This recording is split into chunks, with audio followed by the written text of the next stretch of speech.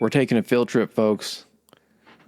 We're going to market, not the farmer's market, although some artisan, cold-pressed, crafted goat milk soaps would probably be pretty delightful.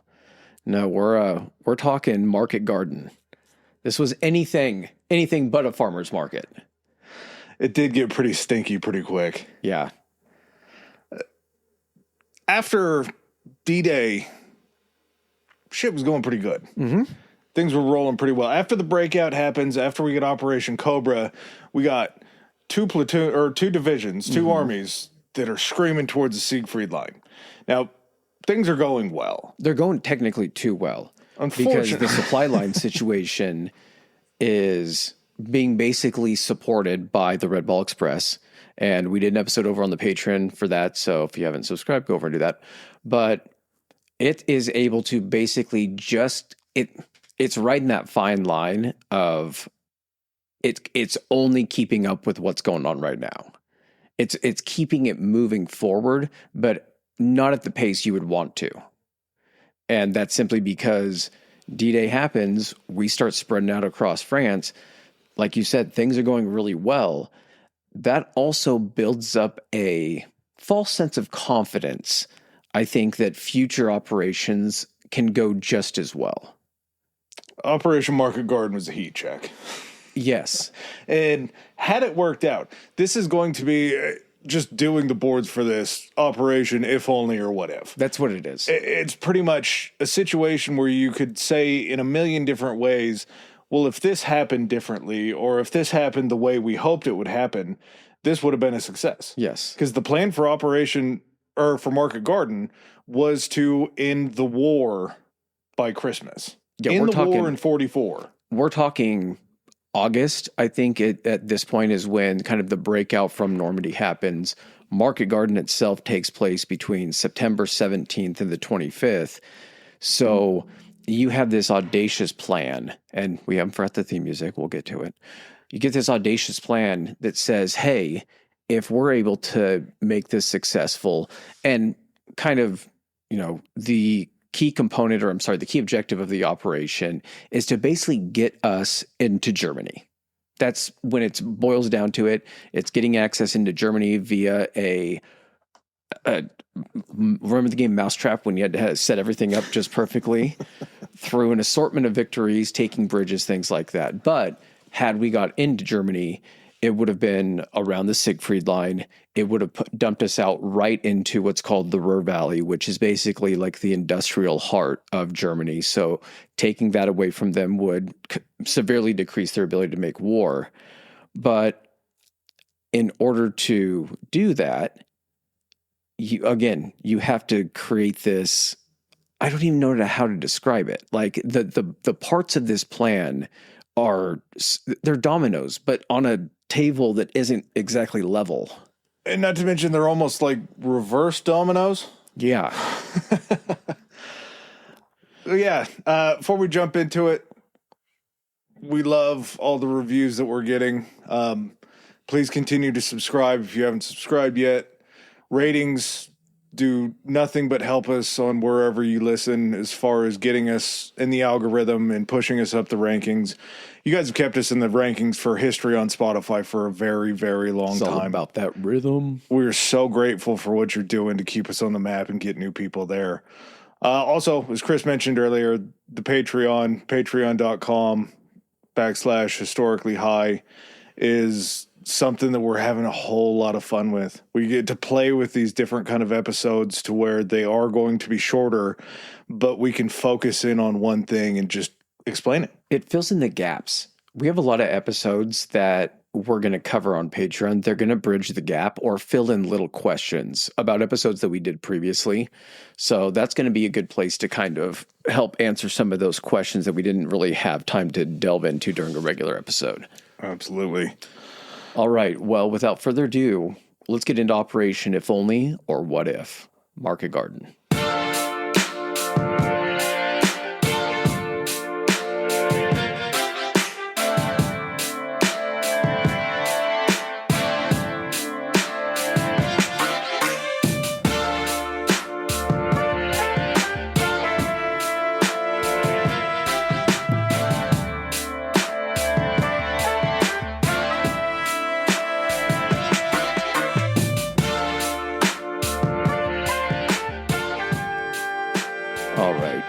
This is, we get to talk about Monty. Monty has done a gall for me. Like, I didn't like Monty to start out with, and then we got a taste of him in North Africa, and it kind of brought me back. Mm-hmm. North African Monty was a wild character. That's early Monty. Now that we're back to proper European Monty, Monty has his full ass on display, and we'll get to it, but he's such a mercurial person. And for him to suggest Market Garden the way that he did blows everybody away, because Monty's a very defensive, kind of cagey leader. Monty thought that he should be where Eisenhower was. Yeah, he was given a raise in rank, a promotion to Field General or Field Marshal Bernard Montgomery. But after the North African campaign, Eisenhower gets made the supreme commander of all Allied forces in Europe. Allied forces. So Monty's given the rank of top guy in Europe, and then immediately is given the rank of second top guy in Europe to an American. And it's not only like he's second. There are other seconds. So he's now on par with General Omar Bradley, who Patton actually serves under Omar Bradley.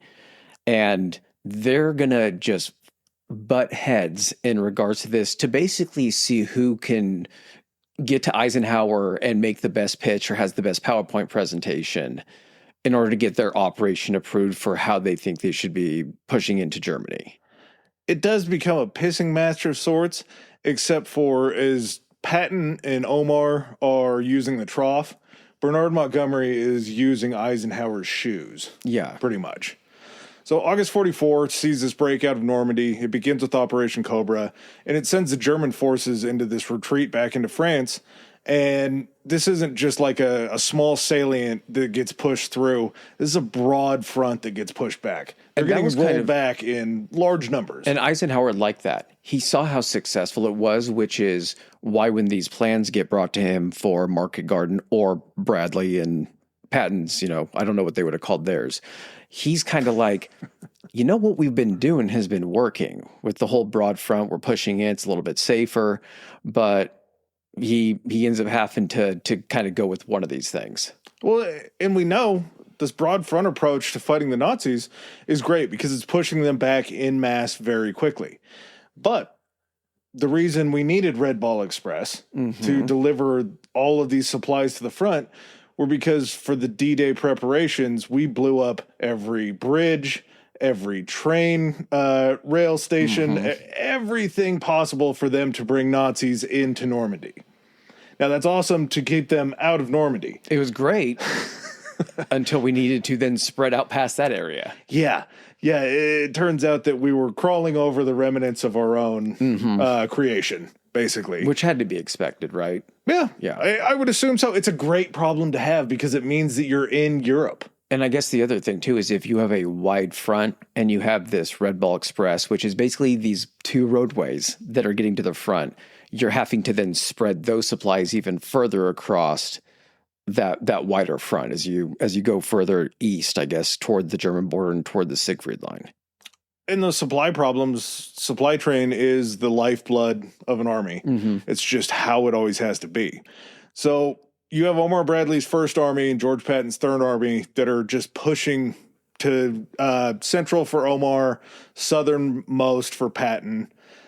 Field Marshal Monty was kind of, I don't know, I'm going to say this because I feel like I have a pretty good read on Monty.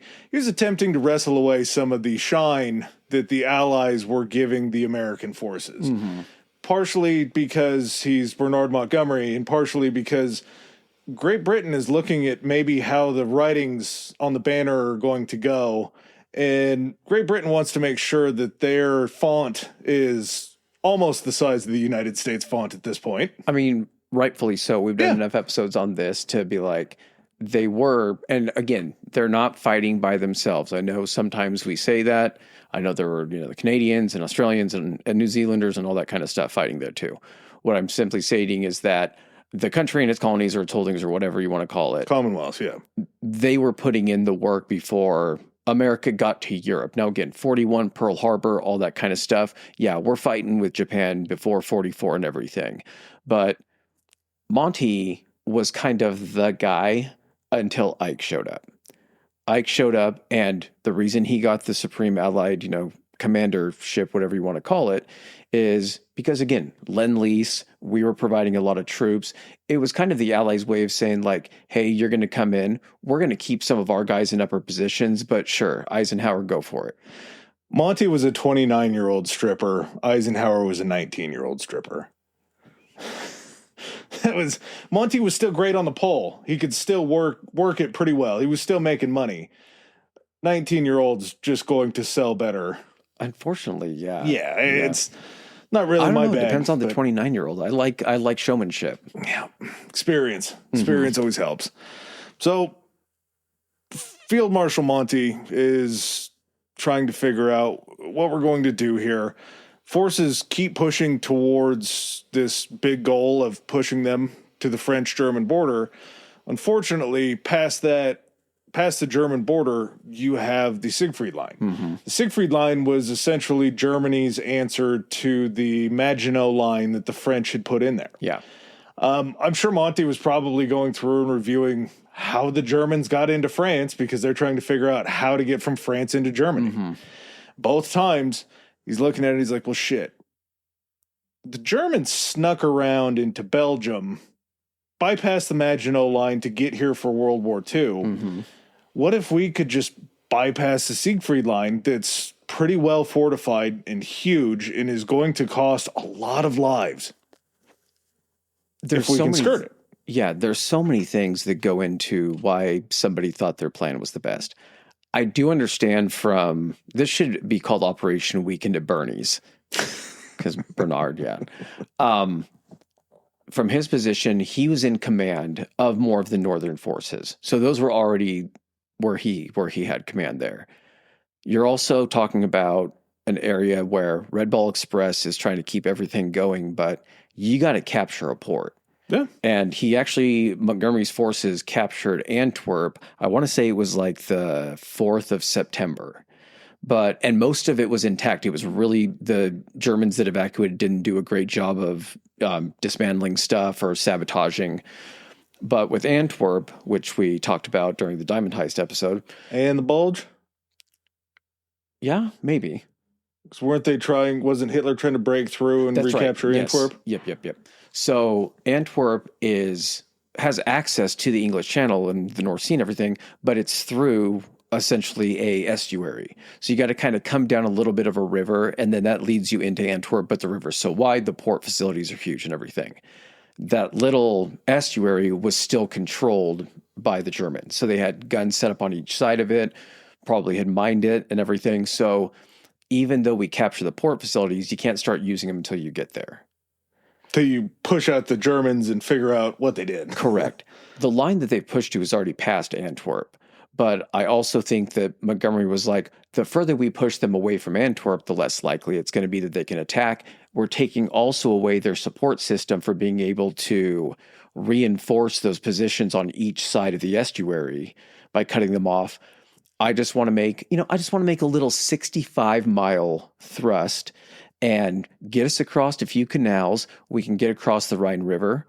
And as soon as we get across the Rhine River, we're going to be in Germany at that point. Let's just, again, loop around and head south where we can take out the Ruhr.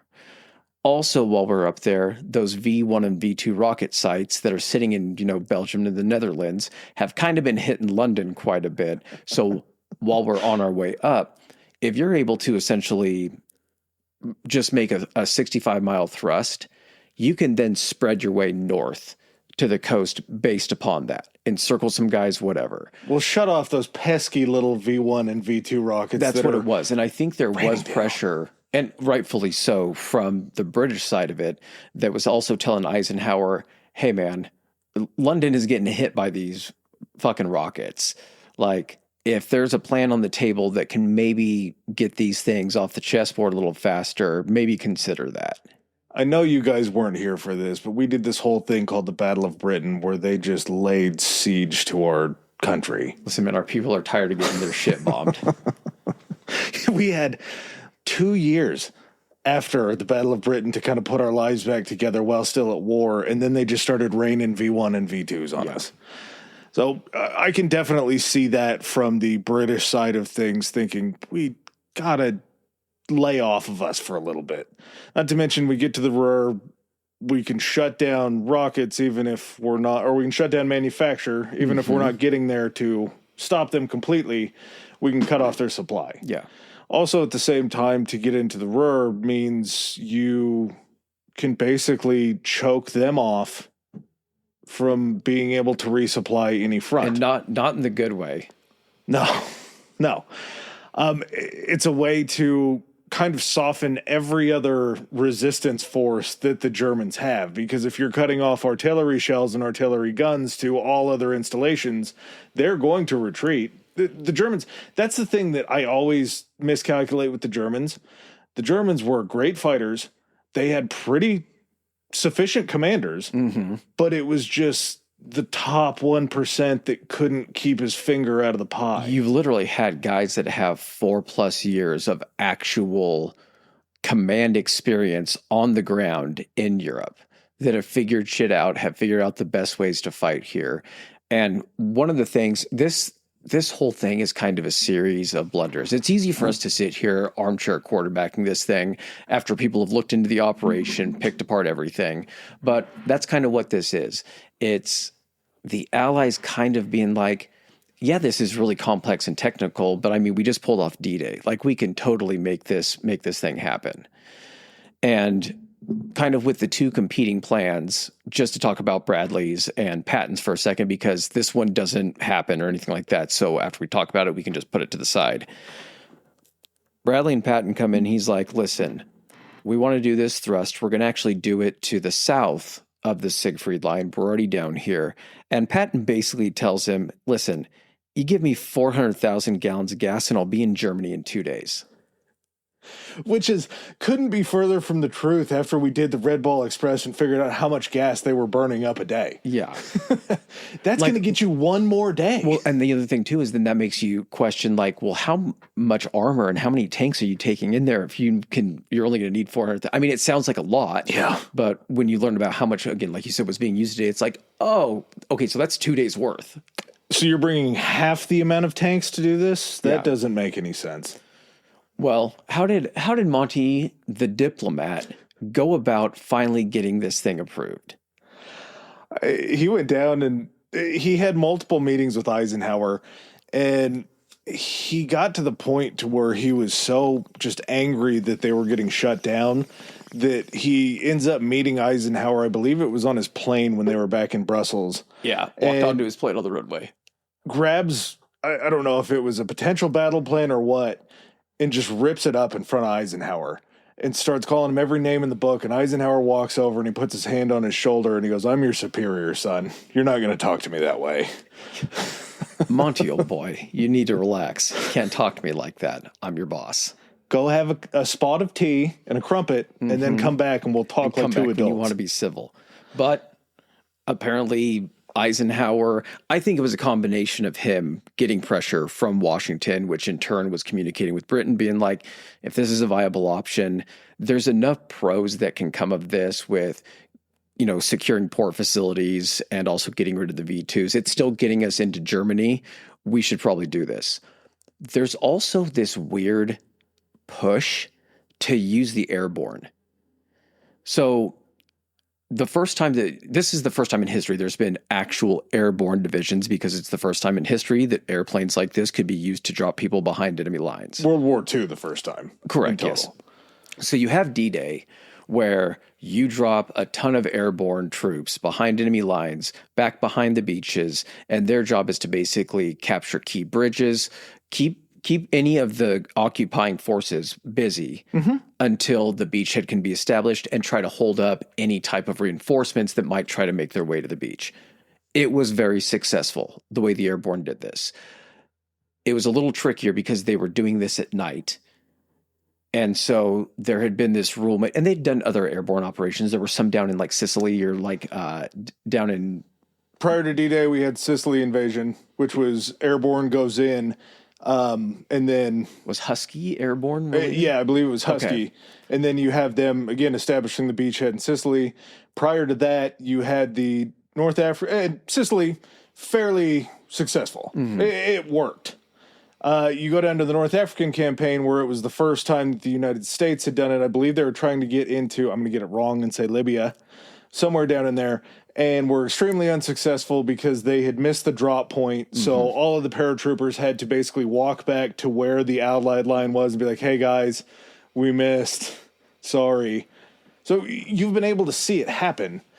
At the same time, every single one of these times before, this was paratroopers go in and drop behind enemy lines. We're establishing beachheads on boats where we're trying to take a beach, which is ultimately going to be faster because you can see the people in front of you. You know what the stopping point is from the ground infantry getting up to the paratroopers. Yeah. When you're doing this on land, it's going to be a little bit different because if you drop paratroopers behind enemy lines and then you're trying to just push a force on land, you're going to get ambushed. You're going to get slowed down. Yeah. So that amount of time for that infantry to catch up to those paratroopers is going to be a lot more hit or miss. That was one of the reasons too. I think a selling point that Montgomery had was, think of every engagement we've had at this point, pushing, the Germans back across Europe. So by the time that I want to say it was, I have some numbers here. Okay. By the time Operation Market Garden is going to pop off, the Allies had inflicted 23,000 killed in action on the Germans, 198,616 missing in action or taken prisoner, 67,000 plus wounded in engagements. So we're looking at how easily we've been pushing across France. And the only place, because of also Patton and Bradley, because they were a little bit further south, really the only place that you can get a lot of these German forces and armor and stuff back quickly over into Germany is going to be kind of going up around the Siegfried Line and back through Belgium and everything like that.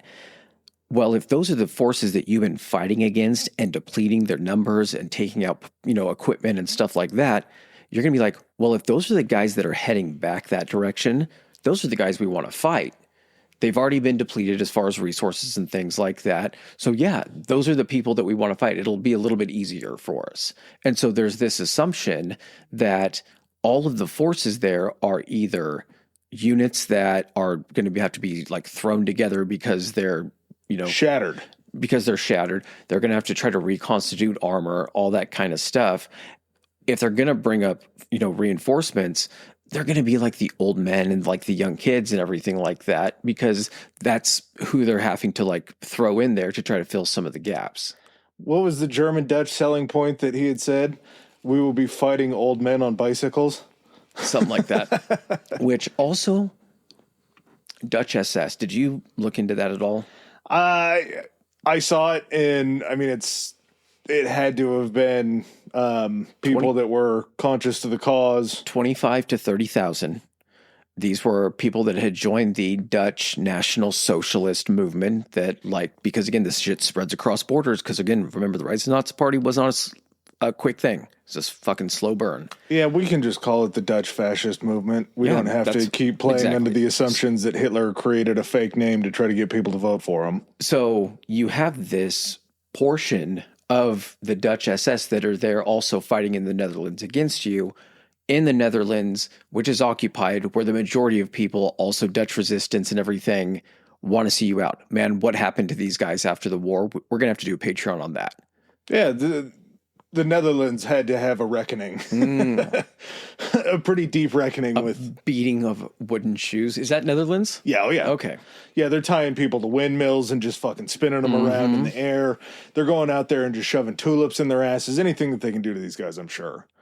So a usually calculated, very defensive Monty kind of is ready to put his nuts on the table to try to, again, save future lives, not going through the Siegfried Line. In the war early. Also, I'm sure it looks pretty good for the relationship between the British and the Netherlands if the Brits are the ones that go up and free the Netherlands from occupation. If your idea could be like, D-Day was planned by a whole bunch of people. A lot of people could hang their head on D-Day. But if you're the guy that creates the plan that literally ends the war by Christmas, oh man, imagine that.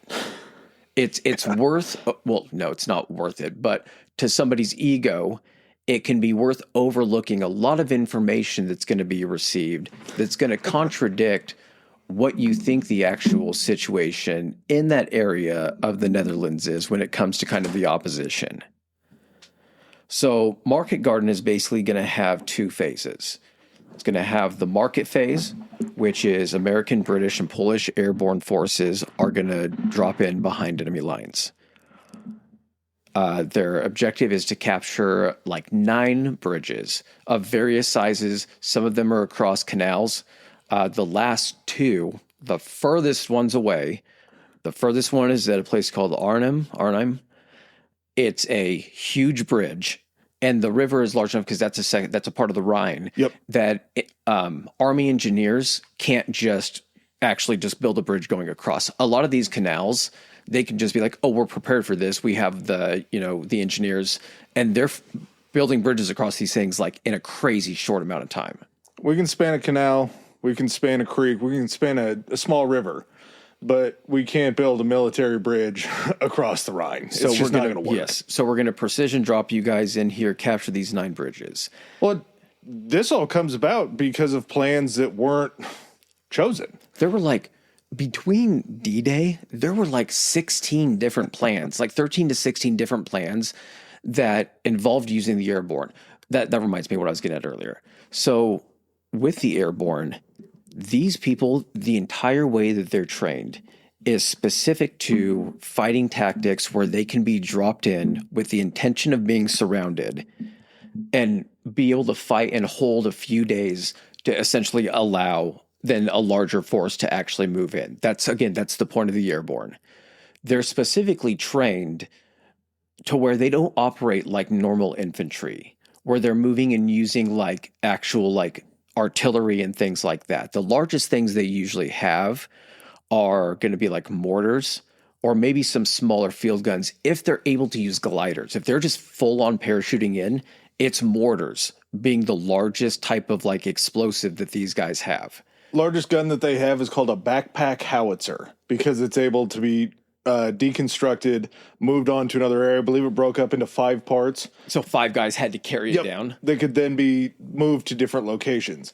And this is something where it's artillery, but it's on the lightest. I mean, it's called a backpack You're also having howitzer. to carry the ammunition for that, which is even heavier. So you have these airborne units that you use during D-Day. You can't just move those guys into normal infantry because the way that they're already equipped with all of their guns and their support stuff is not made to operate with infantry. They're made for a very specific thing, and they've been specially trained for a very specific thing. So there is some pressure to use this. I think it's a newly constituted like Allied 1st Airborne or whatever that encompasses like the 101st Airborne, the Screaming Eagles from that are American, the 82nd Airborne, I want to say, that are also all American, and then you have the 1st Airborne that's also going to operate with like the Polish 1st Independent Parachute Brigade or something like that. People that made it out of Poland that are coming back to fight. If there's anybody I want fighting next to my side, it's a country that's been occupied for give or take 4 years and been exiled and very, very angry at the Germans. Who do you pick? Out of all the countries and episodes that we've done, who do you pick that you want to fight beside? Polish for sure. Really? Oh, out of everybody or just occupied countries? Well, I mean, occupied countries, because there were a lot of them. Are you fighting with the French resistance? Are you fighting? I don't think they're ruthless enough. I think it would be more fun to work with the French resistance, but if I have a German standing over me ready to bayonet me, I would rather have a Polish guy standing there that's looking at that guy like... No, respectable. I'm talking like, think of Norway. The stuff that we've done about the guys in Norway. Oh, the snipers? Oh, yeah. I want to be fighting with people from Norway. And maybe that's a benefit for me because I'm shit at skiing, so I could maybe just like tie a rope around them and let them go, and they're just going to pull me. There you go. Little sled style, little dog sled style. So did you see the anti-tank gun, the Piat that they had? Mm-mm. This was basically like a shoulder-mounted... It was almost like a mortar tube, except for it fired kind of a shape that was almost Was it a more... bazooka? No. That's what it looks like. Okay. So it kind of looks like, I guess the best thing I could equate that to is like a low-grade Stinger missile that you see in movies that's got like the screen on front of it. Yeah. But it doesn't have the computer screen.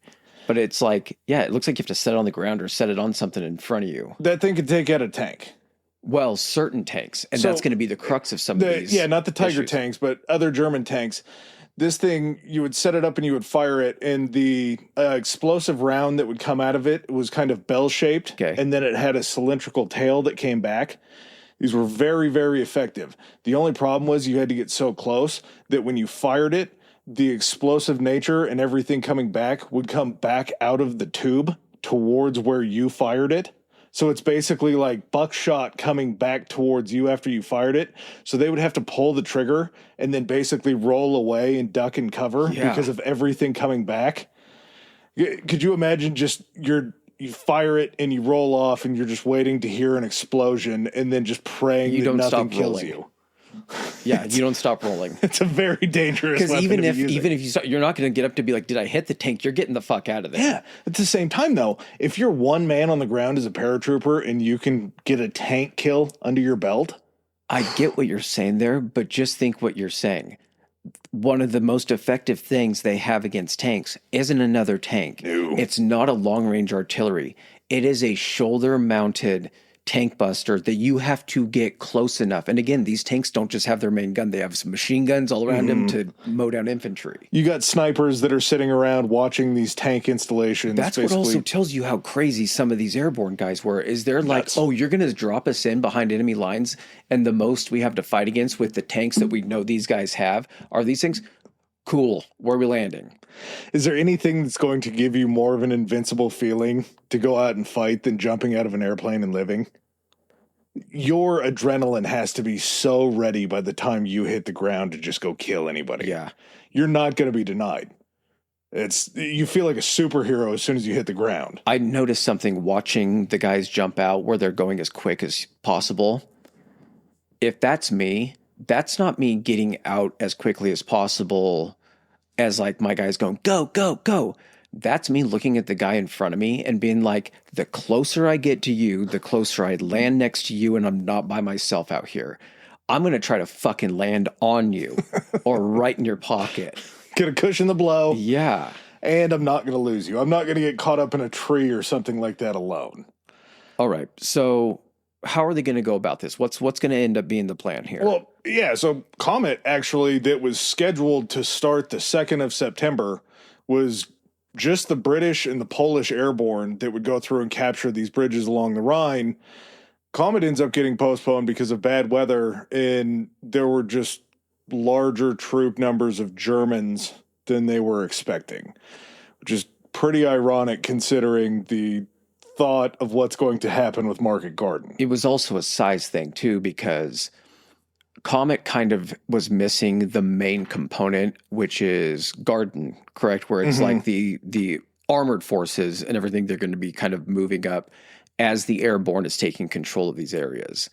So with Comet, that ended up not going, but they basically took a few different plans that they had out of these 16 other plans, and they're just pulling stuff out of it. And what's crazy about this is you think of something like D-Day, that the planning was years in the making and the organization was years in the making.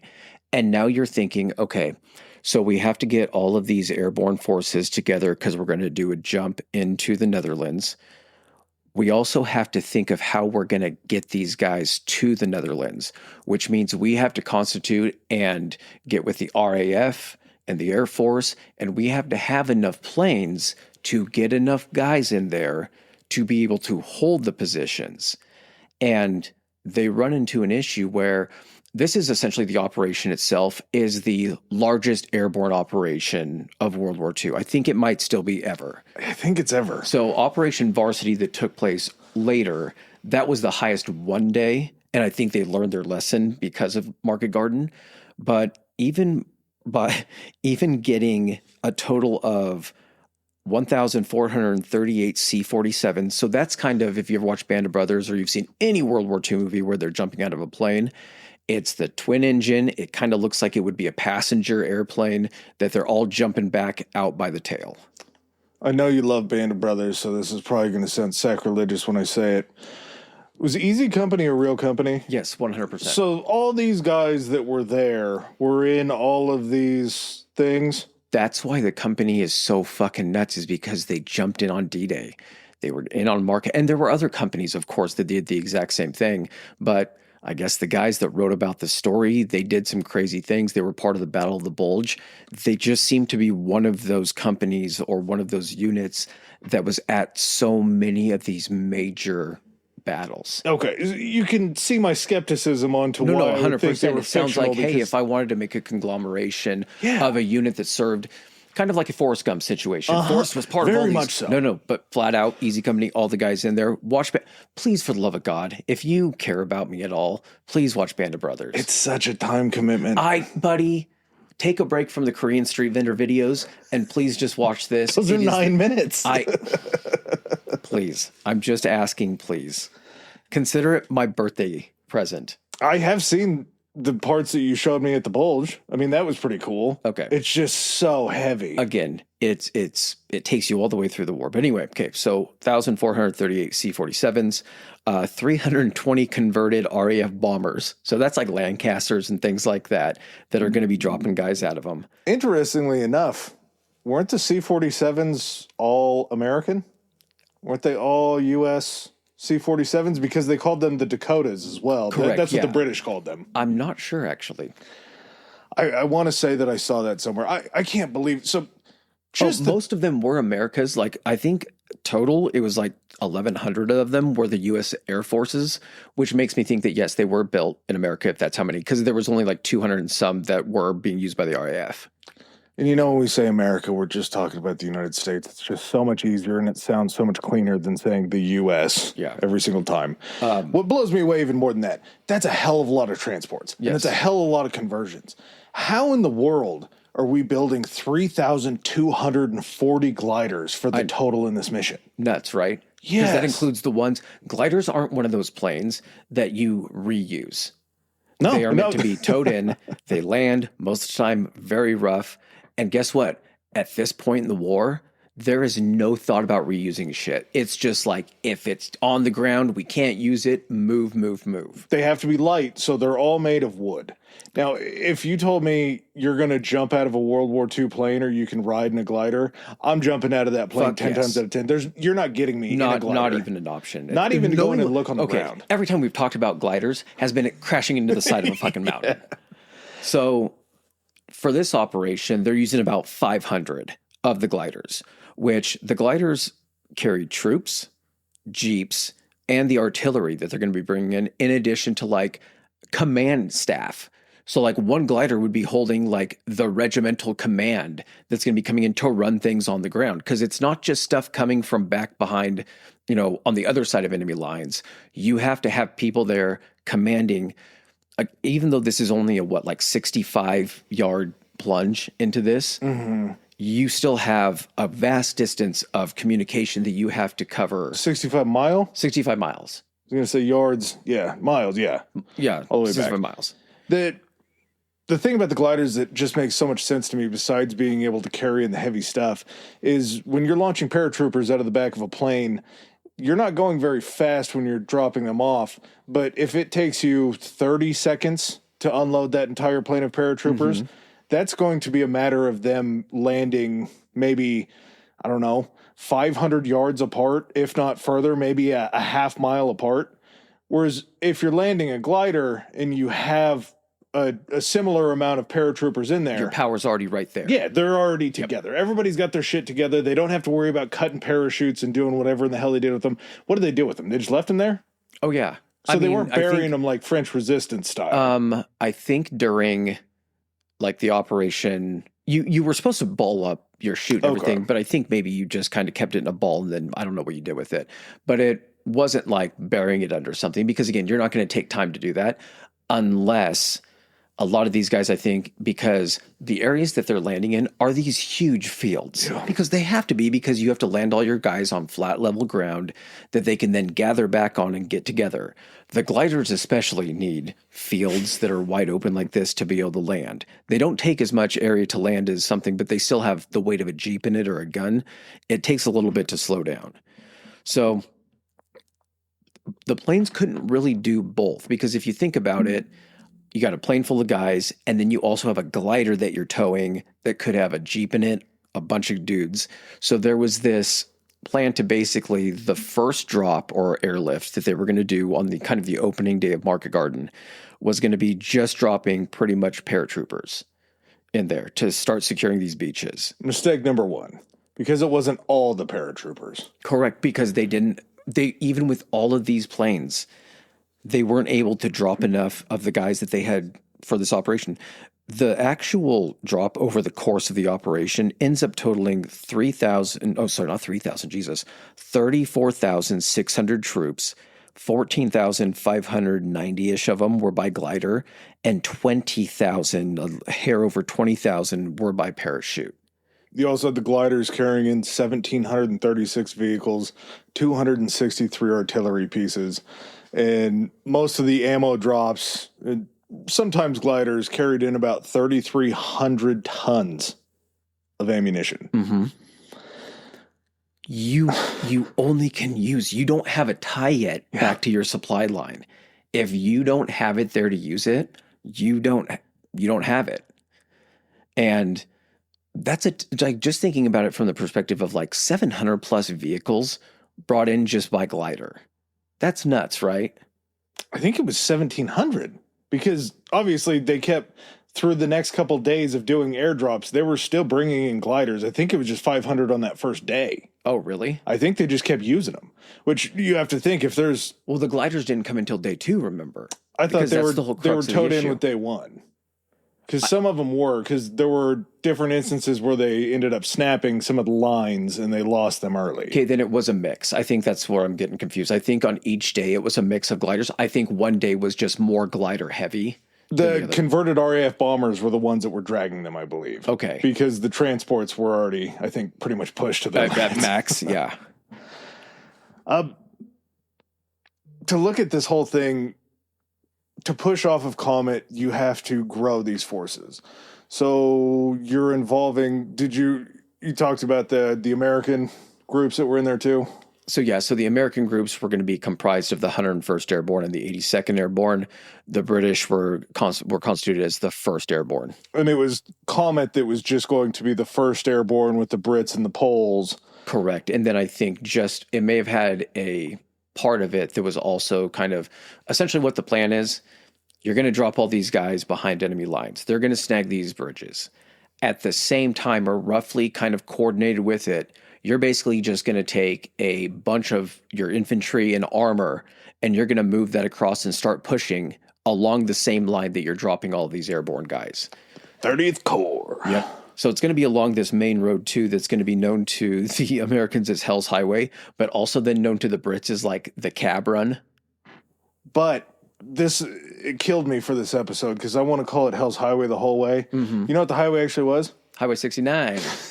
Yeah, Highway 69 is awesome. Yeah. That's what we're rolling in on. So capturing these bridges, which means you're going to be able to push in.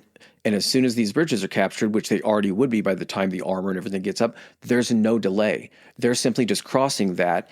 And the whole plan was to, I believe, make it to Arnhem within 3 days. By like day 3, the armor was supposed to be in Arnhem, where that bridge would be secured and be held by the paratroopers and everyone that came in.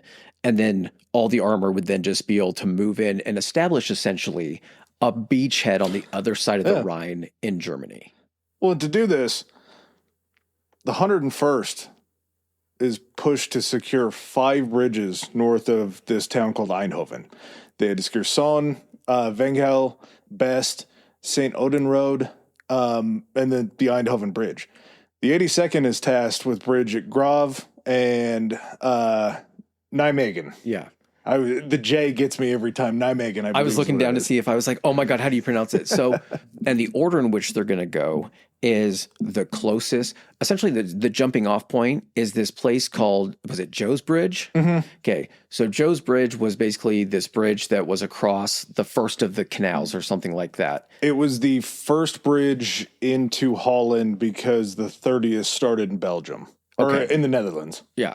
So this is where all the armor is going to basically be at the starting line for this thing. The 101st is the closest to that starting point. The next furthest away is going to be the 82nd. And then the furthest away at the tail end of that 65 miles is going to be the British, the first Airborne. And they're tasked with capturing the main bridges into Arnhem. So your two biggest bridges, the two most important bridges that you're going to have to get to are going to be Nijmegen and Arnhem, because those are the two that span the areas of the Rhine. Correct. Those are like arched metal bridges and everything. Not easily repairable if they completely get destroyed.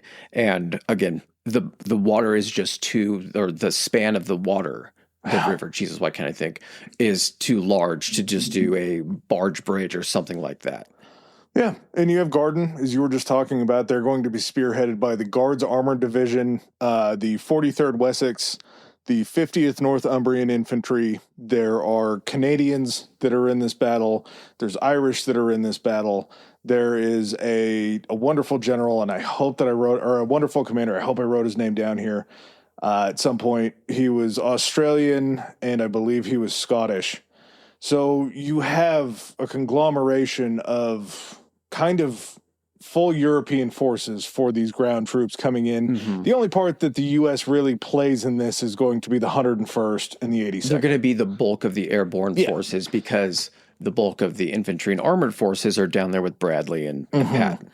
So Garden's expected arrival at the end of the first day is going to be the south end of where the 101st, the first group of paratroopers, is going to be. Yeah. So by the end of the first day, they're expected to push all the way up to the first grouping of paratroopers that are there. Which is closer, I think, to Eindhoven. Yep. So basically, they're like, well, we're going to push up here. You're going to have the bridges secured. And so when we start the next day, we're just going to cruise right through into 82nd territory.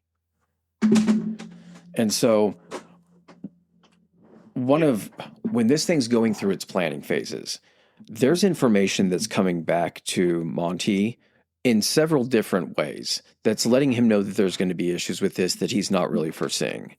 I want to say this guy, Miles Dempsey, he was the British Second Army commander.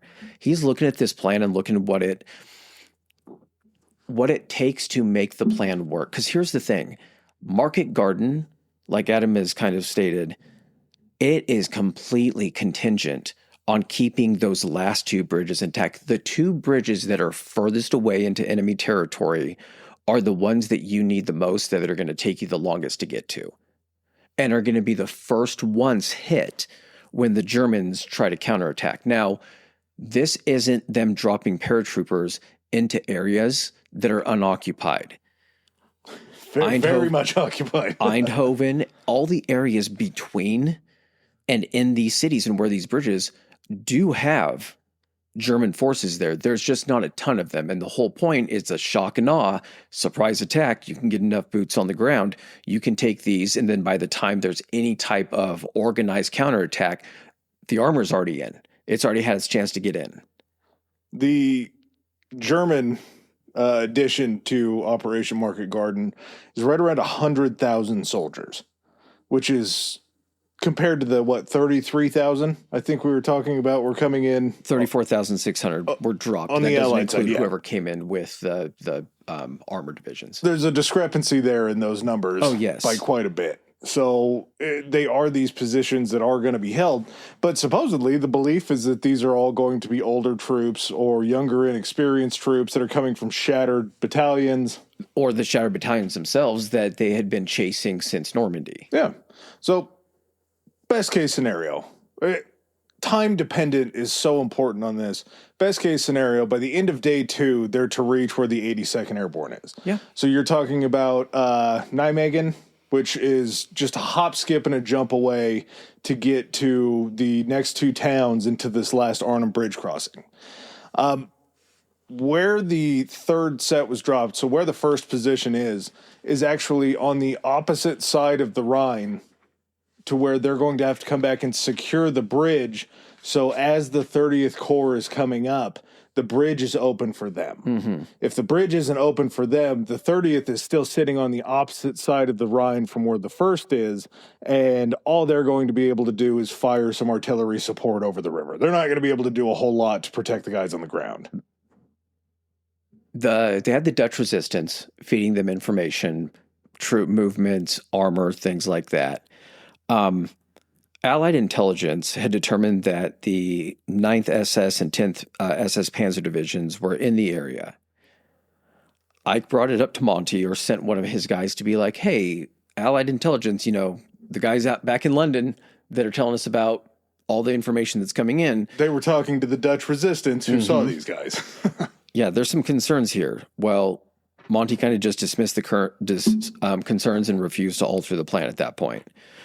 Again, Dutch resistance reports supported the presence of German tanks. Allied air recon also confirmed that there was more armor in the area than they had originally anticipated. This was the 2nd Panzer Division that was up north of Arnhem that was limping back, but also had Tigers. Yes. And then the 1st Airborne intel officer. So this guy was the intel officer. Oh, gee, I can't talk right now. The intel officer for the British portion, the 1st Airborne. He goes and gives the information to this guy that's kind of with Monty named Lieutenant General Browning. He was the Lieutenant General of the 1st Airborne. And asshole. Yes. Basically dismissed this guy and sent him home on sick leave. So he kind of wouldn't be able to interfere with this. So, I mean, there's a lot of information coming in that says, hey, I don't think you know what you're going to be running into. And there's so many factors that go along with that. Time contingency means that they have to be to the first position no later than day 4. That's what I'm saying. The whole plan is contingent on so many things that have to fall into line along a certain schedule. You have to capture like 9 bridges. There are some of the bridges that are closer actually to like Joe's Bridge or the jumping off point, that because they're across canals, they're smaller and they've already got setups for getting across these. They're coming in here with the intention and the equipment that these things are going to be blown. So they're prepared for any of those situations. They don't want them to be. An engineer corps that's coming too. Yep, exactly. So again, 9 bridges. That's a lot. Yeah, they can lose some of them. But again, the furthest ones are completely crucial. The plan completely falls apart without these. You have to hope that you can get enough guys in there to secure all the bridges, to then be able to hold the bridges, knowing that the furthest guys away, according to if your plan to move the armor goes correctly, have to hold out for a minimum of 3 days. 3 to 4, I think, is what they even said. So, hey. No later than day 4, yeah. You need to hold not only the side of the bridge that's on our side, technically, you need to hold it on the other side because we need that open for when we get all the tanks there. So you got to hold that for 4 days. And this Hell's Highway, most of the soil around the area they consider too soft for heavy artillery to move in. Mm-hmm. So you have one highway that's the direct route through occupied territory where you're going to be able to spot barracks, installations, flak guns, that kind of thing from using your air superiority. Yeah. But it's all of the artillery that's buried in these forests that you're not seeing that are lining the highway, that are lining Hell's Highway, that are going to be firing on you as you're moving. Here's the thing. Maybe they don't inflict a ton of damage. Maybe it's not a force that's able to actually hold you back. It just has to delay you. Again, your plan is so contingent on timing of being to that furthest point in 3 days, hoping that they can hold out for 3 days. Yeah.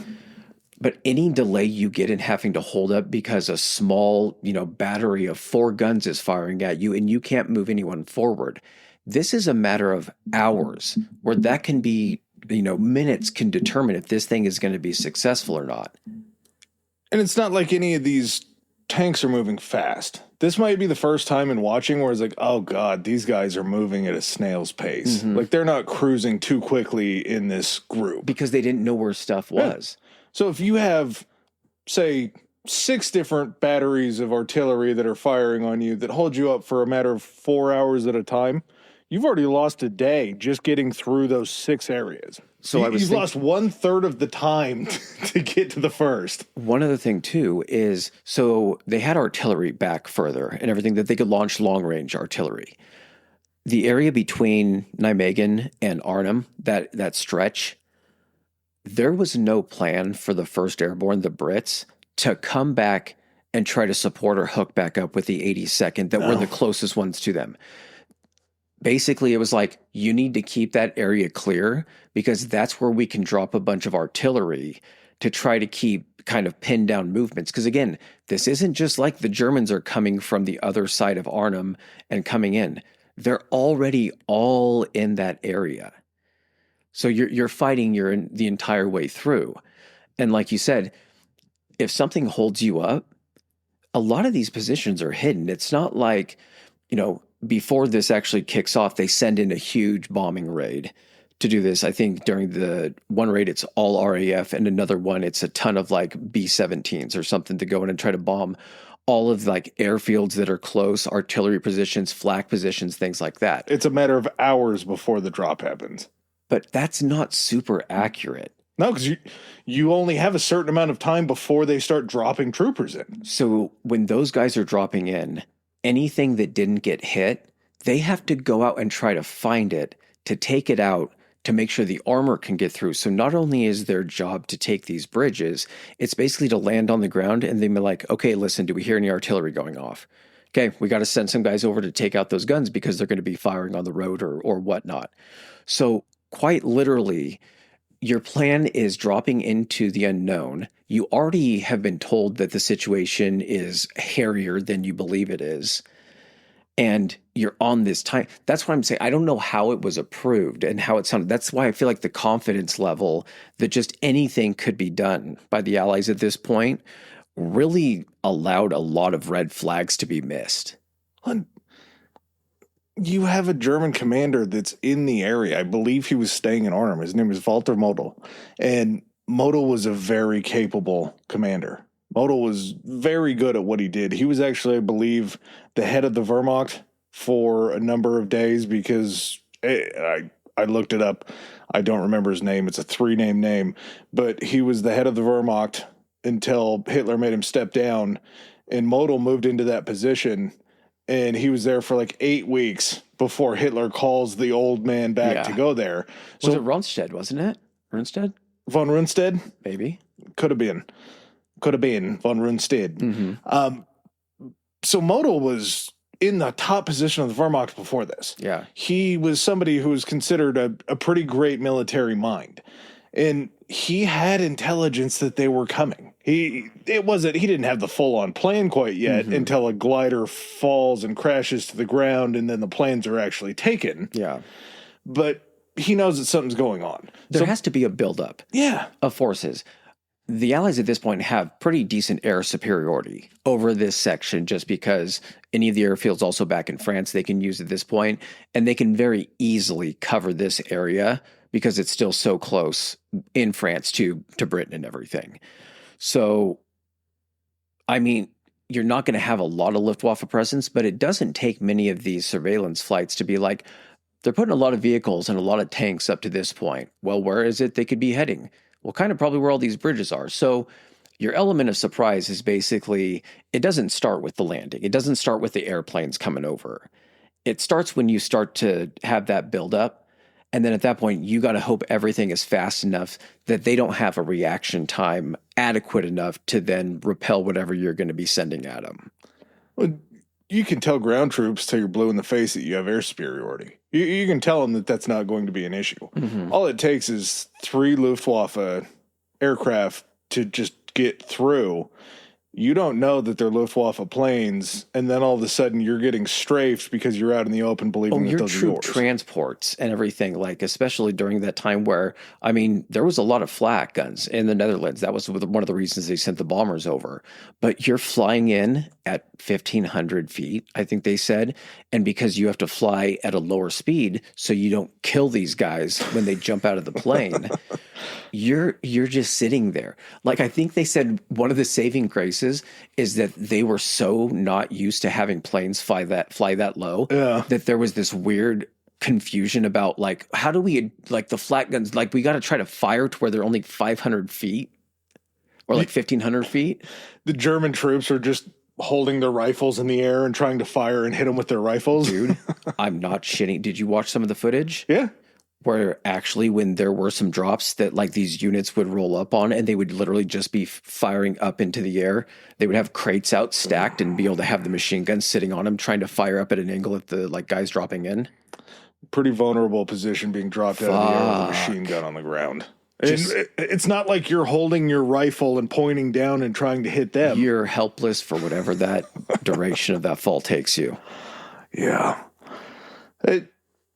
Beyond this plan, Montgomery has eyes to basically lay out the entire way to the Ruhr. Eisenhower at this point kind of pats Monty on the head and he says, let's reconvene once you get Arnhem. If you can do this, then we can talk about the Ruhr later on. Monty also had this plan that once they were able to do this, he was so confident this was going to work. He was like, I think I'm going to make a run. I can make a run right at Berlin, which is like 500 miles away. Pretty far away. And Eisenhower just looked at him and he's like, no, like 500 miles in just a line. Like you're going to be fighting every division surrounding you on your flank. Like, Jesus, focus back. Maybe Monty said that to make it sound so audacious and so crazy that when they went back and looked at Market Garden, he was like, I mean, compared to that other plan, this plan is very sane. He was overselling it to try to get him to cut it down to what he just wanted. It kind of feels like that a little bit. Possibly. All right. Are we ready to actually get into the battle itself? Just a little quick cleanup with this stuff. We have Dutch resistance groups that are formed, as you're talking about. The Dutch SS. Yes. That are there. You also have Dutch resistance, Dutch SS. Well, I guess Dutch against the Allied resistance. So Dutch SS. Yeah, okay. Yeah, the Dutch SS. You also have just regular SS formations that are down there that are being put together that were from shattered divisions that, again, are still SS soldiers. They're pretty dangerous. When Antwerp got evacuated, they didn't head around the south side of the Siegfried Line. They went back the easiest way, which was through the Netherlands. So any of those, divisions, armor, whatever was in Antwerp, that's also kind of there. The way they made it sound also was that area was kind of like, remember when we were talking about the Battle of the Bulge? That whole region was supposed to be like an R&R region. They kind of made it sound like that's how the Germans looked at the Netherlands at that point. It was a nice place where you could kind of sit there and be calm. But also at the same time, you still have artillery battalions. You have anti-aircraft tank destroyers. They were called the 88s. These guns were nasty. Oh, yeah. And they were That big. was like their bread and butter for anti-air. And also they would have them on some of the tanks. They would have them as like field artillery. There was something stupid about it. I don't remember the exact depth, but I think they said that they could fire an armor-piercing round that would go through like 29 centimeters of steel.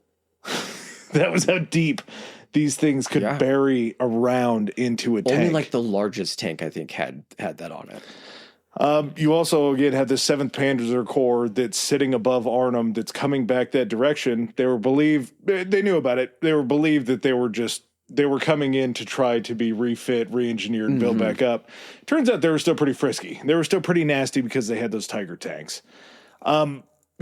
So we're going to jump in early morning, September 17th. Again, 7 days after the plans for this were started. Okay. Before we head to the bathroom break, think on this. D-Day again. There was so much practice. Guys were jumping out of the planes to practice where they were going to be landing, how they were going to be finding each other. Because of the time frame, there was no training or exercises that were done. And all these guys were staying sharp on what they were doing because of these 16 other plans. But they can only be as sharp once they're on the ground. The pilots have to be sharp in actually getting them to the right location. And I know that sounds ominous. That's going to work out actually insanely well. Yeah. Well, the first couple days until they start losing drop zones. That's also due to the Pathfinders that were dropped in there earlier that actually mark the fields and everything with like the radio beacons and shit. So, all right, take a bathroom break and we'll get back into it. Go. Well, hello.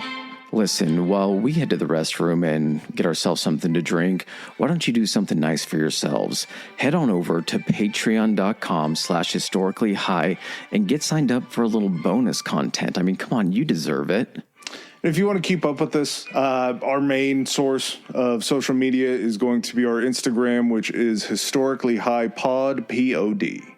You can also head over to, it's Twitter. It's X, it's Twitter, come on, at historically high, and that's high, H-I like, high. If you have any recommendations you want to get to us, just want to reach out and say hello, you can hit us up on our email at historicallyhighpodcast, HIGH podcast at gmail.com. All right, and with that said, let's get back to the good stuff. All right, so we come to the actual date of the start of the operation, September 17th, 1944. This is always my my favorite thing that happens. I love a good opening bombardment or an opening bombing. Just salvo. Yeah, it's a nice way to just soften everything up. Well, buddy, we get a creeping barrage, don't we? Yeah, when the 30th starts, you get the creeping barrage. But these are the body blows. We're not going for knockouts. We're just going to try to weaken that core enough to where they're not protecting their face and they got to protect the ribs. And that's when you go straight for that big old German schnoz. They end up taking off. The bombers end up taking off from the UK at about 9:45 in the morning. Keep these times in mind because after we talk about the landings or the paratrooper drops, then we can get into this. But 9:45 in the morning, first planes take off from the UK.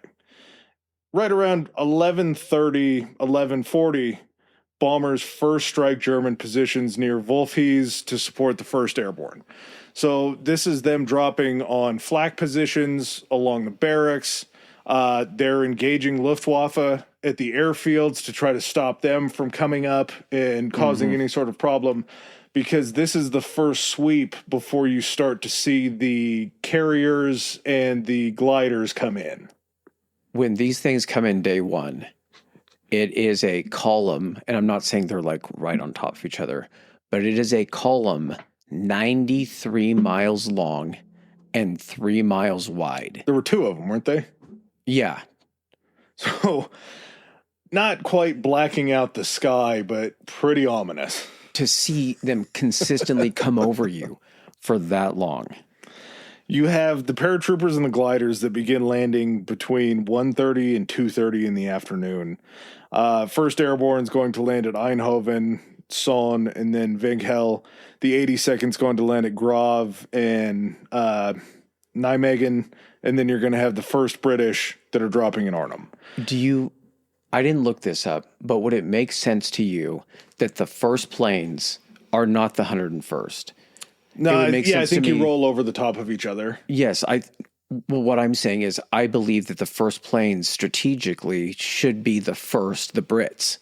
Because the first battalion, because if they're last, you want to get them there to their spot the very quickest. Yeah. Also, at the same time, though, you don't want to be sending the first planes over. So if there is any flak left, seeing them and be like, okay, they're going to go by. This column's going to continue. They're going to start dropping guys out of the because they're going to be the first ones getting it the worst. Yeah, I wonder how they worked that then. I would have to think that the 101st was dropped first, just because it was the safest way to. So dropping like a rolling barrage. Yeah. Okay. I would think so. A human barrage. Pretty much. So I was shocked by this number. The 82nd lands about 90% of their troops within 1,000 meters of their drop zones. Within 3,300 feet. Pretty accurate. That's insanely accurate, man. A half mile sounds really far, but to think what they're doing and the amount of men that they're dropping, that's really good. All of the guys that they're dropping out of the entire 82nd. And okay, so it was they landed 89 to 90 of their troops and also 84% of their gliders within that landing zone as well. It's such a big number, but God, bad luck to be the other 16%, right? Oh, yeah. Knowing that everyone else is already grouped up together. And what this basically allows them to do is, one of the things with D-Day is they were spread way, way out. You can't go take a German position if you're just like 3 guys. The whole point is you have to take them in force. So if there's a large period of time when you first hit the ground that you have to then gather up your strength, that's time that you're not going to your objectives. And every minute that you wait is the minute lost of surprise for those objectives to then be reinforced by the enemy. Glad you said that. Because now we have to talk about the 1st Airborne's drop zones. 1st Airborne's drop zones. Tough to argue anything beyond the 1st Airborne being the most important part of this. Their drop zones were located about 7 to 8 miles west of Arnhem Bridge. And this was done because they were concerned about an artillery battery that was sitting close to Arnhem, so they basically wanted to get them past being shot at and then dropped in a field behind some trees. Were they also dropped that way kind of in Nijmegen? I don't know if it was the distance wise, but they were also dropped a little ways away, because the thing with Arnhem and Nijmegen is they're not just like a bridge across a river. It's like a town. The town kind of sprung up around the bridge. So there can be a town on the other side of it. There can be a town on that side. And in order to get to the bridge, you got to get through the town, which is occupied. So there's street to street fighting and everything. So it's not just like rolling up. It's a country road that rolls up to a bridge. It might be like that on a canal or something like that. But these places are already occupied, which means you have to land guys far enough out that they're not immediately discovered or can't be seen where they're landing. And then the kicker with this whole drop of 2 days, or the more guys getting brought in the second day, they got to land near the same areas, which means that any of those landing sites where all the paratroopers landed, where all the gliders landed, those have to be the same areas that they're going to use again, which means you have to defend those areas as well to make sure when the guys land, they're not instantly under fire. Do you have the other town that's right next to Arnhem? Oh, it starts with an O. Yeah, we'll get to it here in a second. But they're basically landing. The 1st is landing kind of west of where Arnhem is. And this other town that Chris is looking up that we'll talk about is a position that they basically have to end up holding after they can't get into Arnhem. But you are on the other side of the Rhine. Coming into Nijmegen, you're landing before the bridge, with Nijmegen being on the other side. So if you have German troops sitting in Nijmegen, they're going to be able to defend the bridge coming from the opposite side.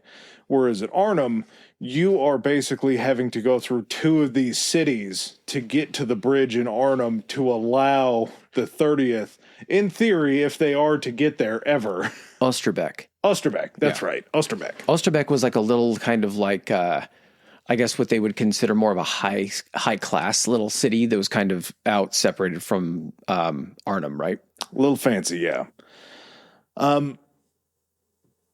But 7 to 8 miles is going to be a really, really big issue. Well, how did they solve that? What's the plan to solve that? And it's pretty fucking cool. The Jeeps? Yeah. So you land all these gliders in. They're all carrying these Jeeps. Think of like when we did the North Africa campaign, we talked about like the SAS, how they would just roll around and terrorize in like these Jeeps that just had machine guns and stuff. That's kind of what they're rolling with. They're going to have these groups of guys in Jeeps that their job is, they're like the something reconnaissance team.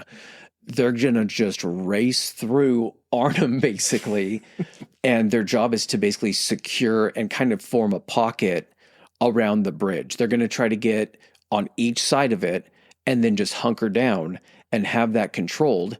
And then the other guys that aren't driving the Jeeps will then slowly work their way into the city, clearing out some areas, but also then trying to reinforce them as well. It'd be cool as hell if you could do that with your entire force, right? Oh, yeah. Unfortunately, you still have to defend these other drop zones that are sitting back there. So only half the amount of, I believe it was the 60% that they dropped at Arnhem because they were going to do 2 other drops the next 2 consecutive days. I think that the Polish got a backhanded compliment. They were going to be the very last ones in. Yeah. They got a backhanded compliment because the British thought that they weren't as superior, so they were going to drop them second. Monty wanted the credit, man. Also, that's why he put his guys. I mean, there's more danger to it as well. But to be like, it was the Brits that got the last bridge, Arnhem, and got us into Germany. The Poles are going to drop into chaos. Yeah. So you only have half of your fighting force that's going to be able to go forward into Arnhem in these Jeeps, while this other half is going to have to sit back and defend these drop zones. And the 2nd Panzer SS is going to be coming down from north of Arnhem, so they are going to have kind of a beeline. Once you drop in a drop zone, it's pretty well established that that's going to be where you're going to be coming in for any other drops. So kind of in a nutshell how this happens in Arnhem on the first day. And if you have any information, fill it in. Yeah, but we got to get to the 30th rolling into. Okay. So the 30th Corps is going to start there, as Chris said earlier, because I fucking love this word. Their opening salvo begins at 2:15 in the afternoon, is when this ground assault happens from Belgium. They end up firing around 350 of their heavy guns at these German lines, just unloading this rolling barrage to start their push into the Netherlands. So basically it's like this weird sandwich. So you have the Allies and you have the armor and, the army getting ready to go. You then have an area that is just German occupied area. Then you have the area with the 101st because they're dropped behind enemy lines. Then you would have more German area. Then you have the 82nd. Then you would have more German area. Then you would have the 1st. So they're using the salvo to basically just clear that little area in front of them between the armored stuff and the 101st at this point. And then after that, it's just trying to make a run as quickly as you can. Stupid, one could say, to fire the opening salvo at 2:15 in the afternoon. 2:15 in the afternoon, we're talking, this is September, so you're still going to have a little bit, I'm assuming it works the same way in Europe where they have longer days in the summertime. But if you're starting at 2:15, best case scenario, you're going to have 7 hours of daylight to move. And I don't know if it's like you're not trying to give away the start of the operation till you've given the guys time to get on the ground, which I get that. But try to move back the whole timetable of the operation. Bomb them as early as you can. I'm not saying it has to be night, but guess what? You could be flying over your target area as daylight's happening and be dropping that. You then bring your guys in the parachutes to parachute in with the gliders a little bit earlier in the day. And then as soon as you're sure that they're landed, you then start the salvo and you start moving in to where you can maximize the amount of time, because it doesn't matter if it's nighttime. They're not taking time off. So it's not like, hey, we only fight from 8 to 5 on these days, so these 3 days are only going to be technically 24 hours of fighting. No. Any time that you're wasting, even an extra night, allows more reinforcements from the Germans to come in, a position to get overrun, someone to get ambushed or something like that. You're increasing the time when you can't have a plan. You can't have this thing succeed when stuff goes wrong, but stuff is going to go wrong at a higher likelihood the more time it takes. Yep. And you're sitting there saying, well, there's this chunk of time that we're going to waste because we're supposed to be to that first stage by the end of day 1. Isn't day 1 technically the next day that they start the timer on it? I believe it's going to have to be midnight, but you're moving at night is going to be pretty impossible for the 30th because you're going to have light. Yeah. And if you're this big shining beacon rolling down Hell's Highway, you don't want your lights on when there's still flat guns and other artillery around. Oh, yeah. You're not going to see it coming. So if you're just to give them even 3 hours, Colin, you start this rolling barrage at 11:15. That's 3 more hours that they have the opportunity to get to the 101st. Yeah. You need to give them that. There's this stupid military doctrine. I don't even know if it's true or if this was just something that the British came up with, that they didn't run any night attacks during times when there was a new moon because there just wasn't a moon in the sky to be able to give them any extra light. So they had to start it at daytime. I can launch those first planes at 7. I know the sun's going to be coming up by 7 to where they can make that happen. Especially that's prime meridian's right there. Goddamn Greenwich time is right there. Yeah. Send that thing immediately that you can as soon as you get first light. Give them as much time to give them an opportunity to do this the right way. And even despite kind of setting themselves back, the first day for most goes pretty well. The 101st captured 4 out of the 5 bridges that were assigned to them. There was a bridge at this place called Son that was actually blown up like as they were like approaching it. The Germans were able to blow that up, but that was over an area in which they had alternate routes, but then they could also just simply have the engineers bridge that. They were able to take control of the location and be able to have that ready for the engineers when they showed up. It get a little sloppy, and I'm sure it was a protection thing, but most of the engineers were towards the back of the train. So it's not like you can just pull everything off to the side of the road and send the engineers Put them in the middle. Like you can't have them out there getting, hit first. Put them in the middle so that way when they get to something, they can get there quick. Again, time is the fucking key thing here. So the first thing that ends up stopping the 101st on their way to this bridge over the Saône is one single man that's sitting on a machine gun post that pins these guys down for long enough to where the 88s can get focused in and start firing on them. And where someone has a chance to actually set a fuse or detonate something. This machine gun post bought about an hour's worth of time for these 88s to move in and start firing. Had they just realized it was one guy firing one machine gun and just lobbed something over there, they could have taken the Saône before it exploded. Pretty insane. Luckily with the Saône, the nice thing was the center piling in the middle actually still stood. Yeah. So it gave them something to bridge halfway through to be able to lay a bridge faster. Yep. The 82nd captured a bridge at, it's pronounced Grave? Is that how they pronounce it? Yeah, Grave. And also this place called Human. The 82nd was also responsible, though, for capturing that key second bridge at Nijmegen. So these 2 other bridges that they captured, they got those, but Nijmegen is the priority.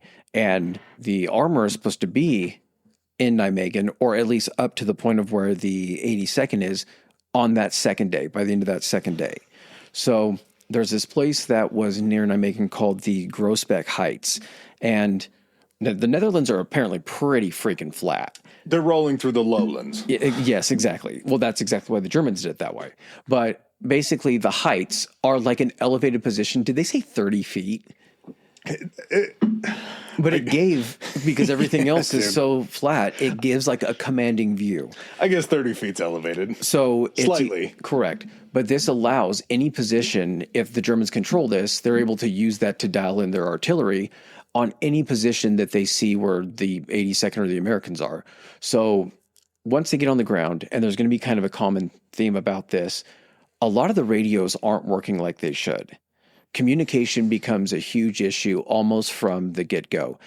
There were operations that were canceled so often that, like, the radios sometimes were not, like, the batteries changed out between prepping for one operation or another. There were issues with them being keyed to the wrong frequency that was chosen as the one to be used in the previous mission, but not this mission. And because there are separate groups that are having to work in conjunction to get these objectives, if they're not communicating correctly or setting up the timing correctly, it makes things a lot harder. And so one of the decisions that was made kind of on the fly was the commander of the 82nd was like, we need to control the heights, because regardless if, the bridge, we go and take the bridge, if they get this, they're just going to fire on us on the bridge or across the bridge. There's no battle that's ever taken place in history where you didn't want to take the high ground. Exactly. It's always advantageous in every position. A big issue with these radios is not only like group to group while you're on the ground, but to get back to Allied High Command to be able to explain to them what's going on. And this comes into effect because when we get into talking about day 2, which is coming, it's a situation where high command's not telling them we got fog in London and in England. So all of our first flights out of the day are going to be pushed back a number of hours. Yeah, they have no idea. Their communication is basically limited to the area where they're at, and stuff is then having to get relayed. The reason why you have these guys dropping in with their command staff is to basically set up a command post to be able to control the activity that's going along and around in their area. So when you're trying to radio back to wherever that command post has been set up at, you're describing what's going on with your unit. And if you need help, it's their job to radio another unit to reposition them and move them in to help you. If you're not able to communicate your status or the things that need to get done, it kind of gets left up to, and they prepare for this stuff, the unit commanders that are there with the actual forces on the ground. So this guy makes a judgment call and he says, we need to control this. As soon as we get enough guys that I feel is sufficient to actually control this area, while we're at it, let's not try to take the, Nijmegen, the main bridge, because there's a road bridge and a rail bridge. There's two separate, and they're separated by like half a mile.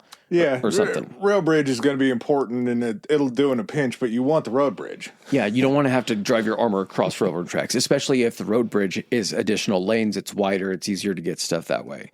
Biggest problem with the Nijmegen road bridge was there was an SS unit that was patrolling it and basically stopped a battalion that was headed for them, or headed for the Nijmegen bridge and the tracks. Well, it's because of the delay. So the delay was... That was the delay. The Grosbeck Heights. Yeah. Because essentially they didn't feel they had enough people. The decision was either we rush to the Nijmegen bridge and leave this potentially exposed, or we secure the high ground for a little bit, and then we make the run. Well, I think they split the difference and just sent a smaller force to Nijmegen. Correct. But it still delayed them because they had to wait for at least enough people to take up their spots. So by the time, again, even a small delay, it was the difference between a 12-man guard that's normally on the bridge or like a smaller but still a pretty sizable like SS unit that's there to defend it. We're on the 1st Airborne? The 508, which was, I believe, part of the 82nd, they were, this was a situation kind of along the same thing in Arnhem, is because of it being a city, they did have to drop a little bit away. So the ones responsible for the bridge itself being dropped at a distance caused additional delays. And by the time I think they'd captured 2 other smaller like canal bridges kind of in the area, but nothing like, as crucial as Nijmegen itself. Yeah, I don't have them. They did get Grove, though, pretty quickly. Yes. So Grove was the other one that they took. They grabbed bridges. That's what it was. Over the Mossval Canal, they ended up grabbing 2 other bridges there. So you get Grosbeck, you get the Grove, you get these 2 other smaller bridges that are spanning the canal. All in all, you don't get Nijmegen, you don't get the crown jewel, but you've established a presence in the area. Day one, if you were to look at this, because maybe you didn't plan on, you'd hope that they would get taken that first day, at least have some presence there. But at the same time, if you're like, day one, what are we looking like? Well, we have everything open up to the areas that you're supposed to be at the end of day one. We have the whole next day to try to take, whatever. And by the time the armor gets up to that next point, we'll have had time to capture that bridge. But again, because it's not taken initially, you're having to change plans, changing plans without adequate communication between some of these units. And so this is where stuff is going to start to kind of break down, and where the delays that you can't afford to have happen are going to start kind of piling up. I'm not trying to kiss any ass on a bad plan, but if you are going to have one failure for the 82nd, it's a good failure to have that the bridge furthest away from where the 30th needs to get to is the last one that you need to take the next day. It's not back at Grove where they're going to be showing up and having to wait or anything like that. They're going to be able to, in theory, advance through everywhere that you took to back you up at Nijmegen, which hopefully at that point you've freed up to get across. You're also counting on the guys that are up even further ahead of you. So the first, in your head, you're thinking, all we have to do is take on the guys that are here in Nijmegen and that are possibly between the first and us. And maybe it's a situation where they don't know we're here and the guys that are going to be between us are heading toward Arnhem. If for all we know, they probably secured the Arnhem Bridge. Correct. And we're not the tip of the spear at this point. We have some time to get this problem resolved. Yeah, we're in that nice little fat section in the middle. First landed fine. Everything went pretty well. And pretty much after that, all the previous mentioned problems that we had said began pretty quickly. Units were forced to stay behind to guard the drop zones, as we talked about, for all these future troop drops. Half strength. There was this group that you were talking about that the recon team took off in the Jeeps. They did not make it. Well, they took off in the Jeeps. The other units were starting to march eastward. So you're marching 7 or 8 miles is going to take forever. And you have those backpack busters on your back, those backpack Not everyone, but howitzers. but you're also taking mortars. You're also taking machine guns. Again, the paratroopers have to carry everything. You have the guys that are racing that probably have machine guns on the Jeeps. But when these guys get into Arnhem, they meet resistance that they didn't think they were going to meet, and they get shot down pretty quickly. They're held up before they get really kind of anywhere close to the bridge or to where they can establish a position. But you do, like you said, have those groups that are now on the march that are heading on different routes. Yeah. Because you're not just going to march them right behind the other in case something happened. It's contingencies. So you have one group that's heading around one direction, and then there's also a group that's heading closer that's going to kind of try to split the difference between the Rhine and Arnhem. And these guys actually get pretty lucky because they find that the way that they're heading happens to be unguarded, which might also lend into the fact that if they saw them come in with a bunch of Jeeps, they reposition troops there, something like that. But I believe it's the 2nd Division, and the lead guy is last name Frost, right? Yep. So they end up getting to the bridge itself. So it would be the northern side of the bridge, which is essentially the one that the Allies are the closest to. They take control of that side of the bridge, but that's only half of it.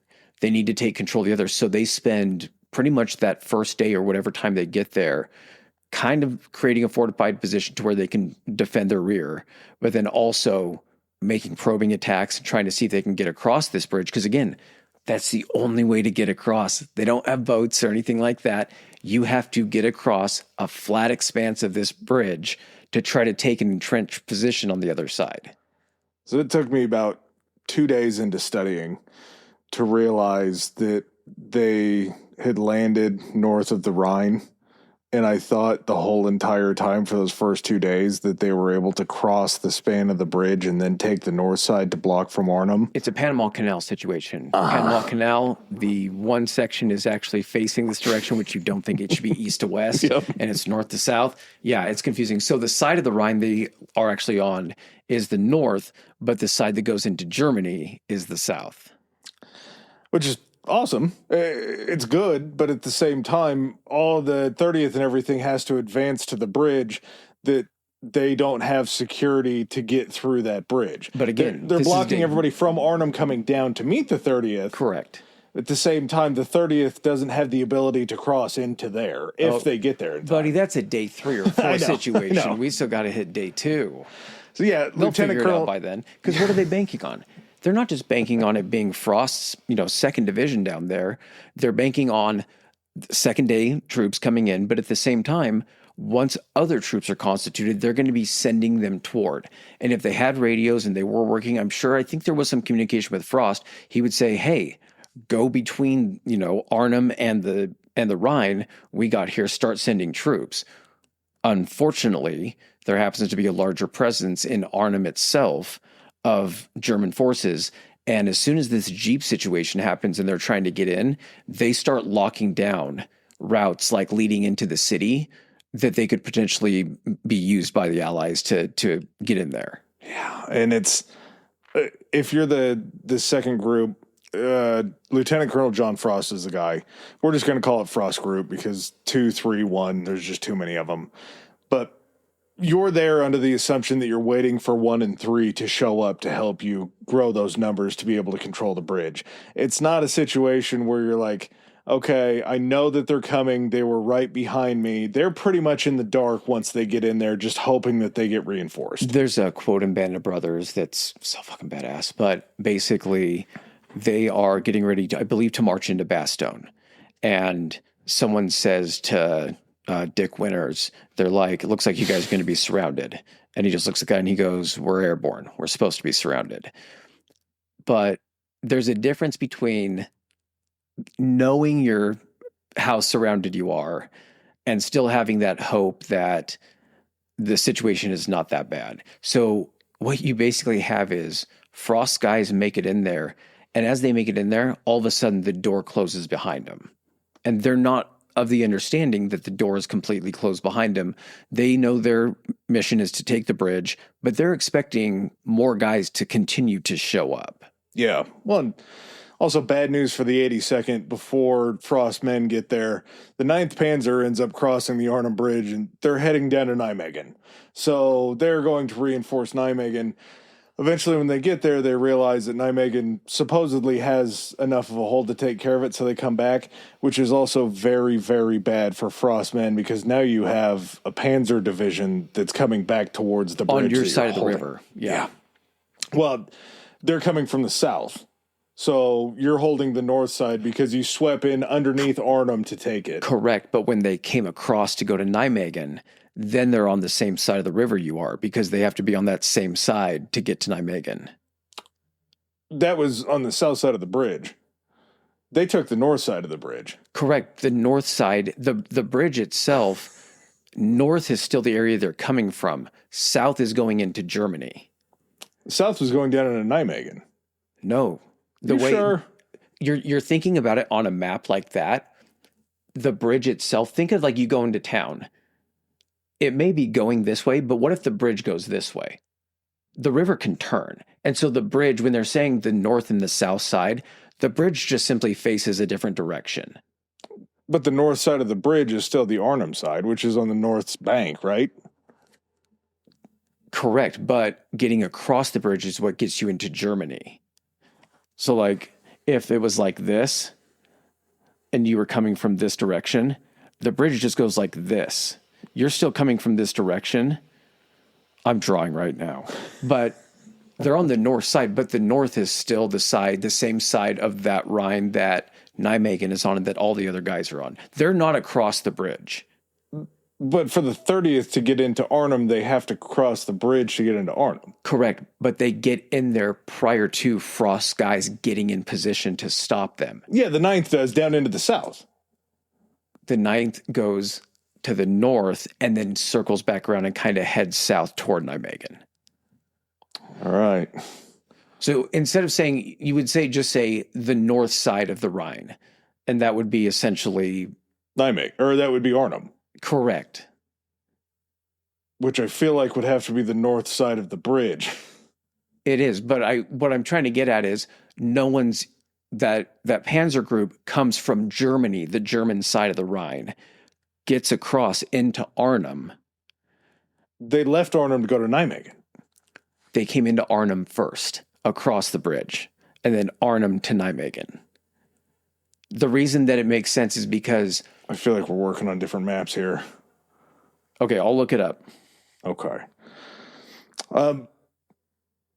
You have Frostmen digging in, and in the beginning it's fine because they're taking ground troops against ground troops being fired on as far as being able to handle that.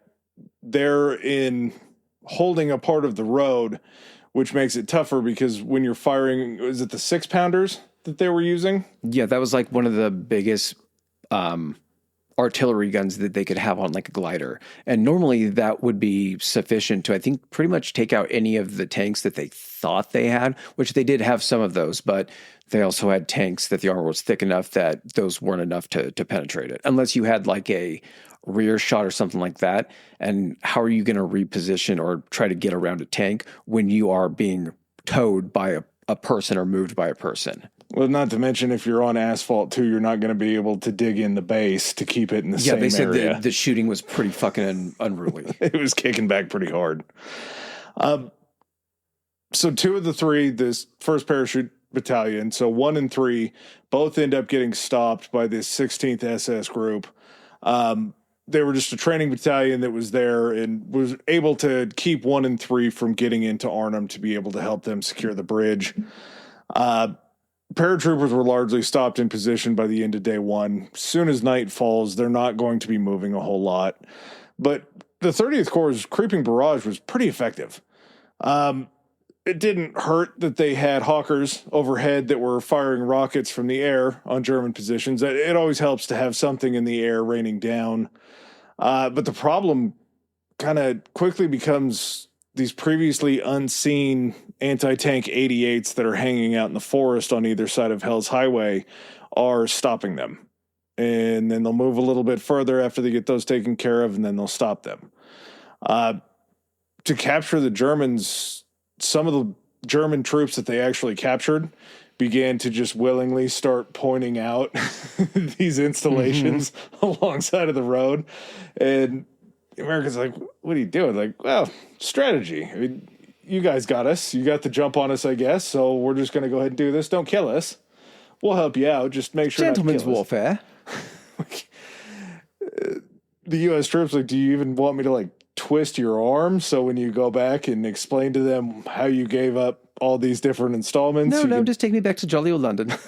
I'm cool with that. I'll go back there. Take me back to the London, please. I will answer no questions. So they believed Horrocks, the guy that was running the 30th, was expected the 30th to move 13 miles within the first 3 hours of the day.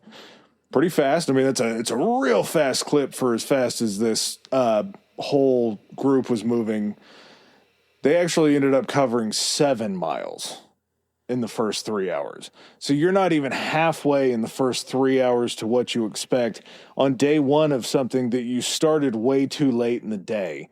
So if you say the first 3 hours that they do this from, what did they start at, like 2:15, I believe? 5:15, you're halfway to the goal that you were trying to achieve. That's not making good time if you're supposed to be linking up with the Airborne no later than 3 days in. Yeah. It's really starting to change the thoughts, but how is this radio communication going on? You're just sitting blind as these 3 airborne groups without being able to lay eyes on the 30th and just expecting them to be rolling down the road. Like, even though you know that they're probably running into some adversaries, you're still expecting them to show up when they're supposed to show up or pretty close to thereabouts. Yes. Okay, so Arnhem is on the north side of the Rhine. Yes. So that's where they were. Yes. So that's what I was, sorry if I was being confused about that. Where that tank position was coming from across the Rhine, they came from the south. Nijmegen was in the south, though, right? No. Nijmegen, so like the way that the river flows, the river that they were crossing doesn't flow north to south. It flows east to west. And then as it goes into Nijmegen, it dips and goes south. So the Rhine Nijmegen was on the northern side of the Rhine, but south of Arnhem. So it snakes around. Yes. Yeah, but if the Panzer group was coming from where I thought it was up in Arnhem, it would have had to cross to go down to Nijmegen. It came from the other side of the river from Arnhem and then came into Arnhem. And that's where the Brits, they fought over the northern side of the bridge, which was the side that was in Arnhem. Between Arnhem and the bridge is the northern side. The bridge goes into Arnhem. Yeah. Yes. So they were fighting in the south of Arnhem, but to the north of the river. Correct. Yes. South Arnhem, north of the Rhine. All right. We did it. I'm glad we got that figured out. Don't give me this you did it shit. I'm still pretty sure that I didn't say you did. I said we did it. Okay, we did it. The engineers constructed this Bailey Bridge over a stream that was completed pretty quickly, within about 12 hours. But they still had this massive repair to do at the Saône, and they're not at the Saône yet. They're supposed to be getting pretty close to the Saône. Not there. Not going to be something that you can just run up on and get it done in a day, because, again, you're moving these engineers up to get to it, but it's taking forever for them to get through the columns to get up there.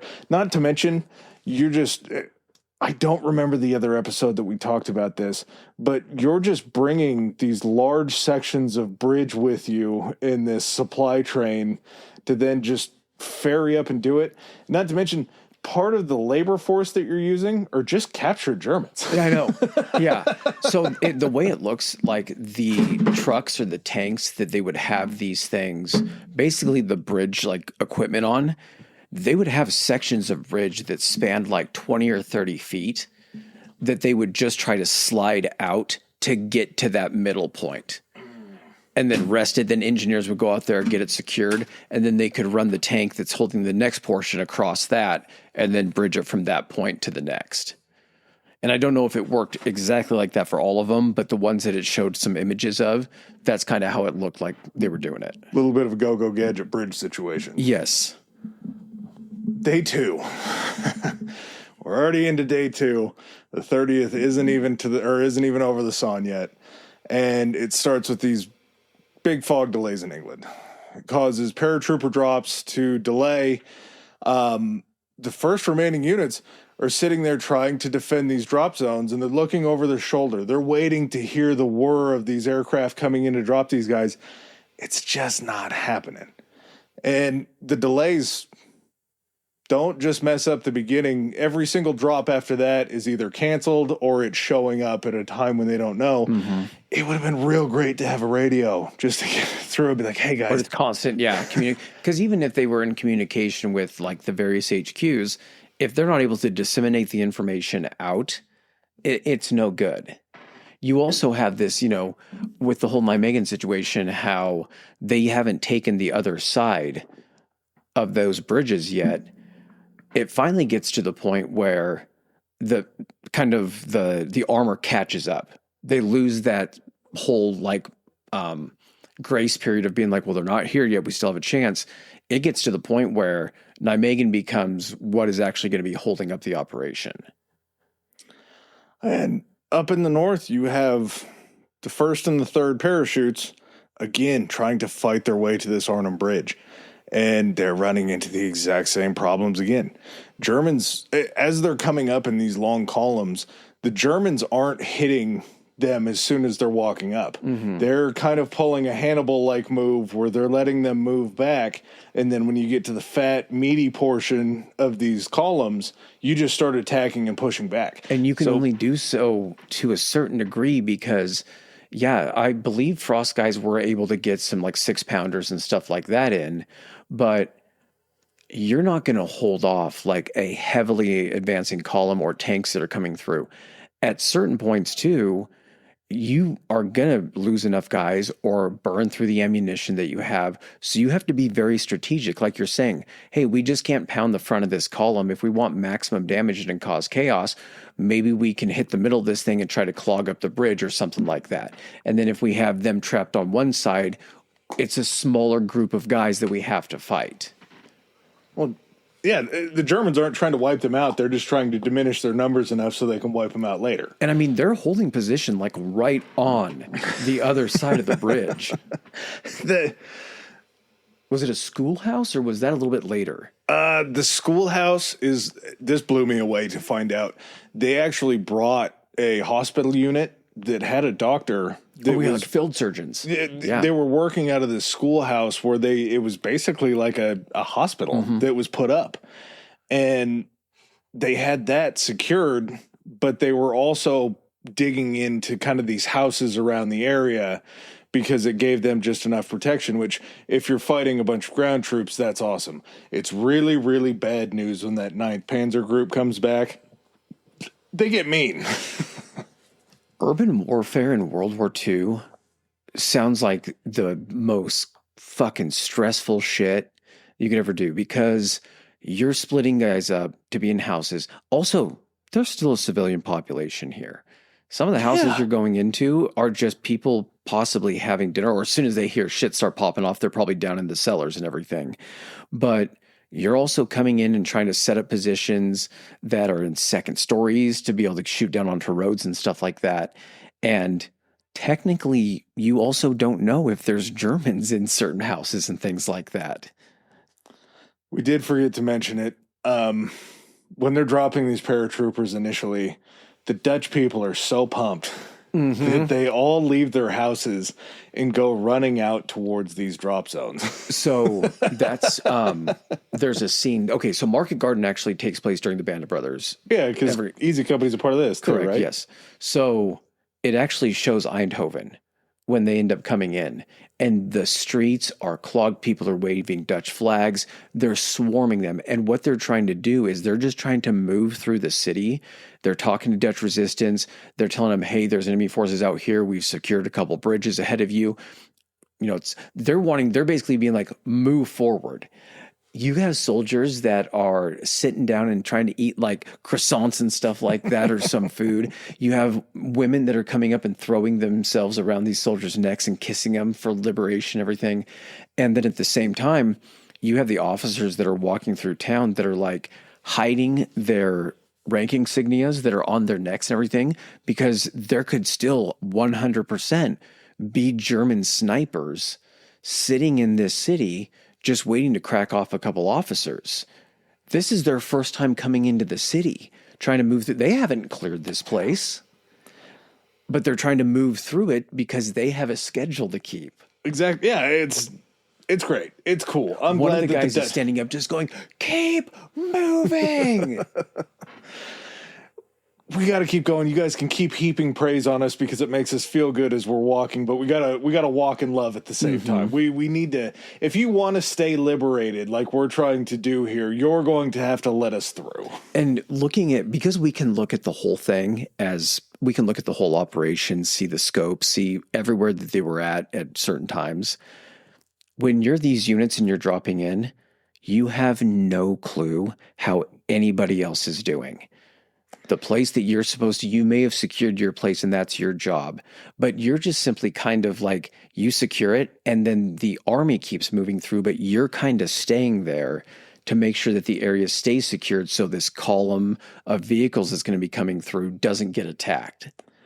Last thing that you need is for the 30th Corps to move along past you going north, and then you get a German attack that then cuts off the 30th, and all of a sudden you just have one giant pocket that you're fighting out of. Just screening in front of them until they get into a certain area where then they link up with, whoever is next in line. But you still got to hold everything behind too. Yes. And the later days of this is just, it's attrition, and at the same time it's just them playing volleyball with this Hell's Highway back and forth because you're eventually going to, spoiler alert, they're going to need a way out, and it's not through Arnhem.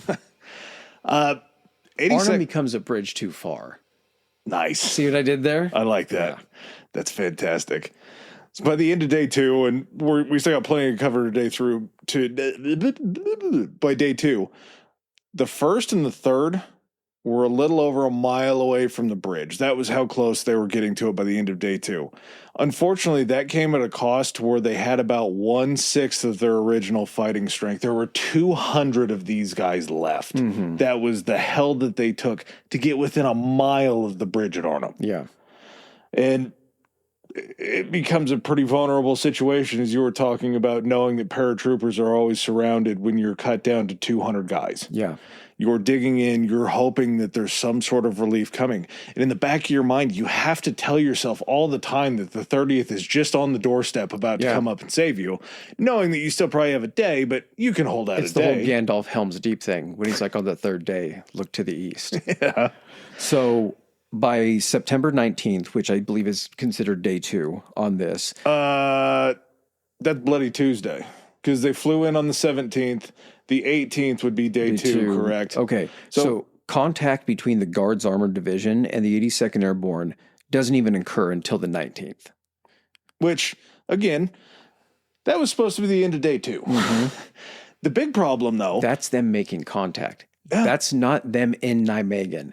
The contact is miles back. They're supposed to have control of Nijmegen, but they're, it's the handoff situation. Like, hey, we just shot this gap between the 101st and the 82nd. Now we're moving into this area. And then it's supposed to be safe rolling all the way to the bridge. And then on the other side of the bridge as well. And good news is 82nd's holding on to Grave. They're repelling these Germans. They're keeping the Germans off of those heights. They're doing everything that they have to. Bad news is the Germans end up taking a landing zone in the 82nd, and they're basically just sitting underneath trying to wait for these drops to happen, because we're at a point in the day when these drops are happening. Yeah, it's like open fields and then lines of trees and open fields. It kind of feels like a golf course almost. A little bit, yeah. And so where these open fields are, you have these German positions that are just pulling them back into the trees until the moment when they're the most vulnerable, falling through the air and landing, and then they just pop out of the trees and start firing. You got troops on the ground that are, because they don't have radio to get up to these planes, are trying to tell them, keep going. Mm-hmm. Don't drop your payload because everybody's going to get shot. And I believe they said that there were multiple guys on the ground that ended up getting killed because they were out in the open, that were awarded Victoria Crosses posthumously, because they were saving groups of these guys in gliders that weren't being let go basically to their deaths. Or if they're coming down, they see them. At least think of it this way. If you're a glider and you can give yourself an extra 1,000 yards. That's huge.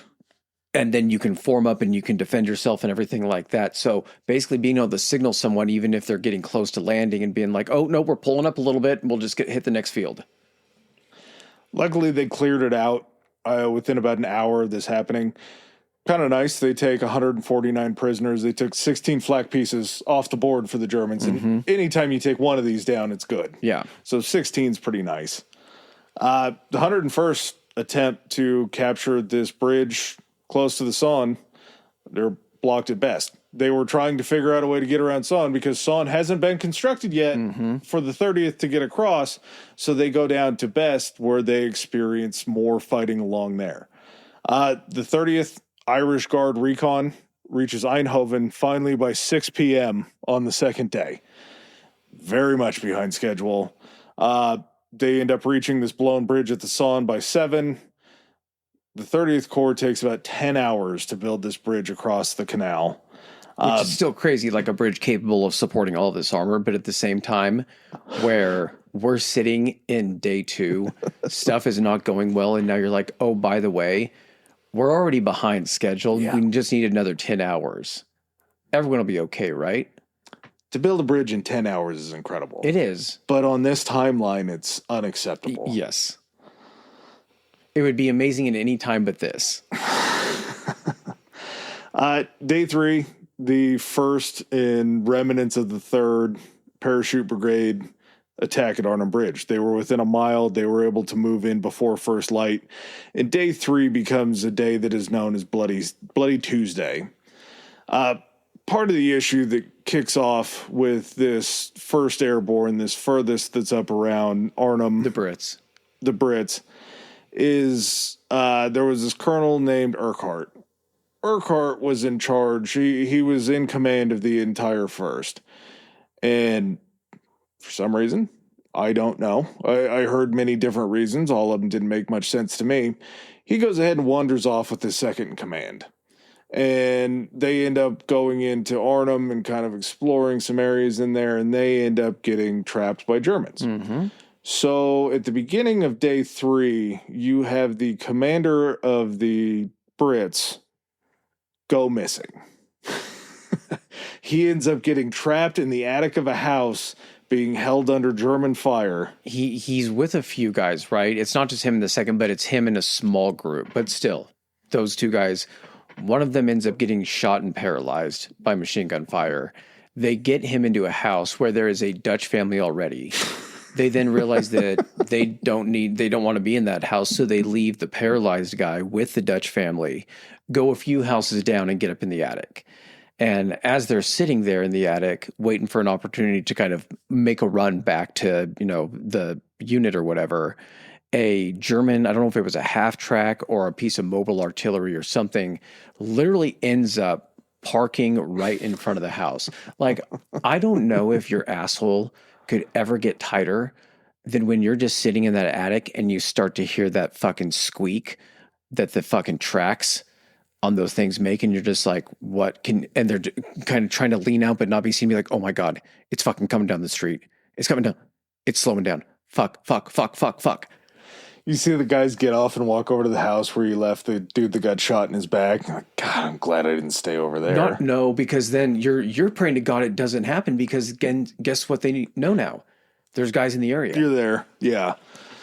So he ends up hiding in the attic, which creates this succession crisis back at First HQ, where before they had even gotten onto the planes and the gliders to come over, he had basically laid out what the chain of command looks like.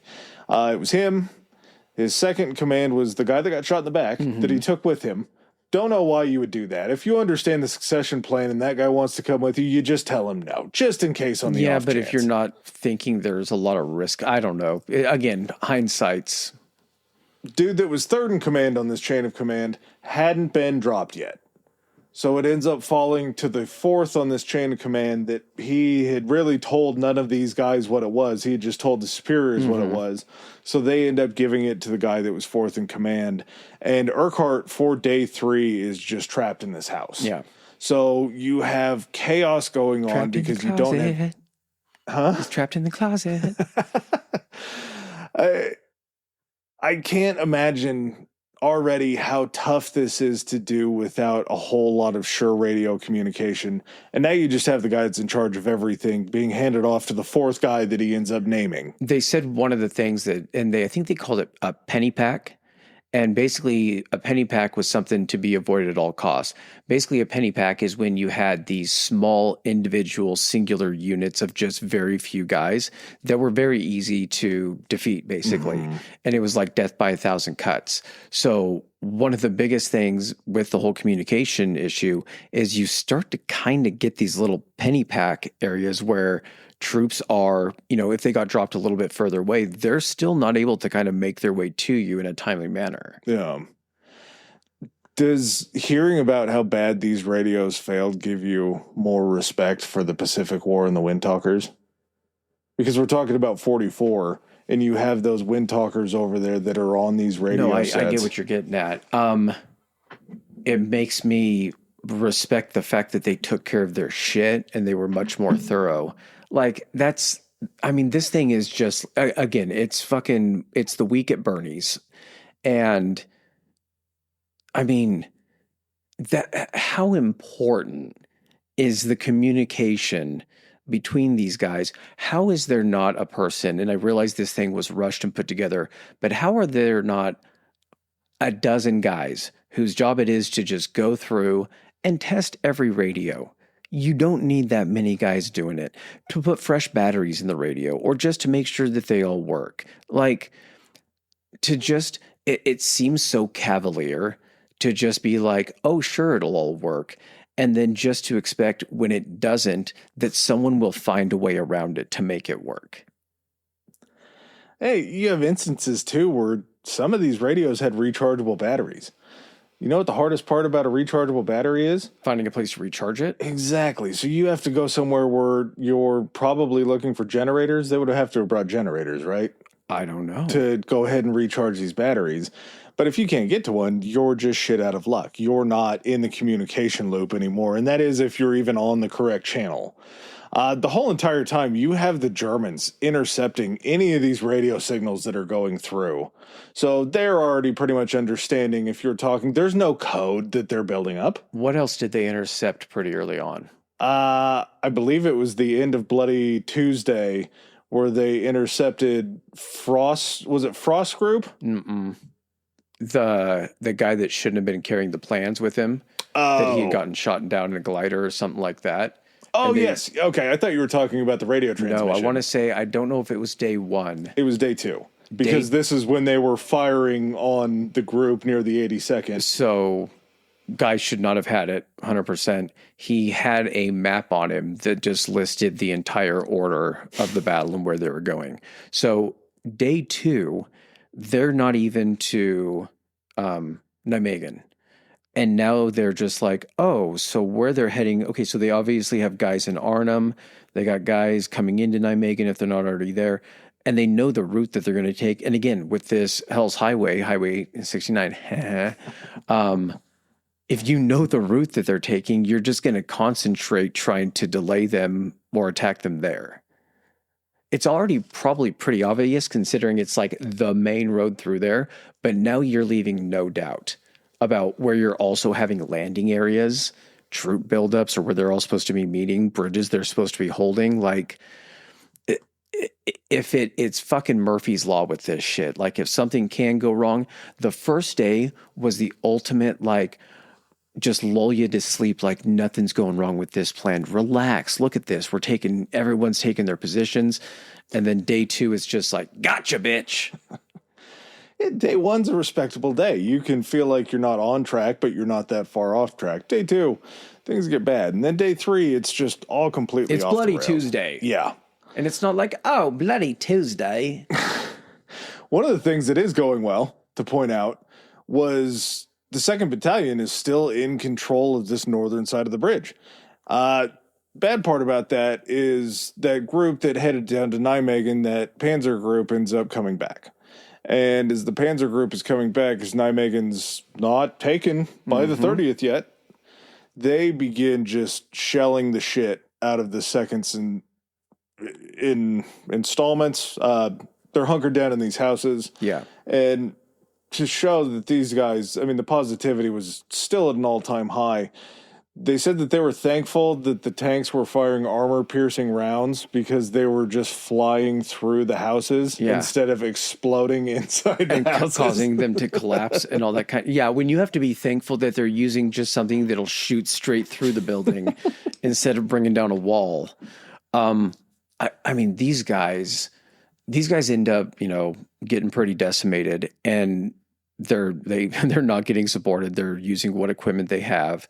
They do have, again, some of these 6-pounder artillery pieces, but it's not like they're just sitting in spots, because it would be a lot easier for the Germans just to determine where they are and concentrate fire.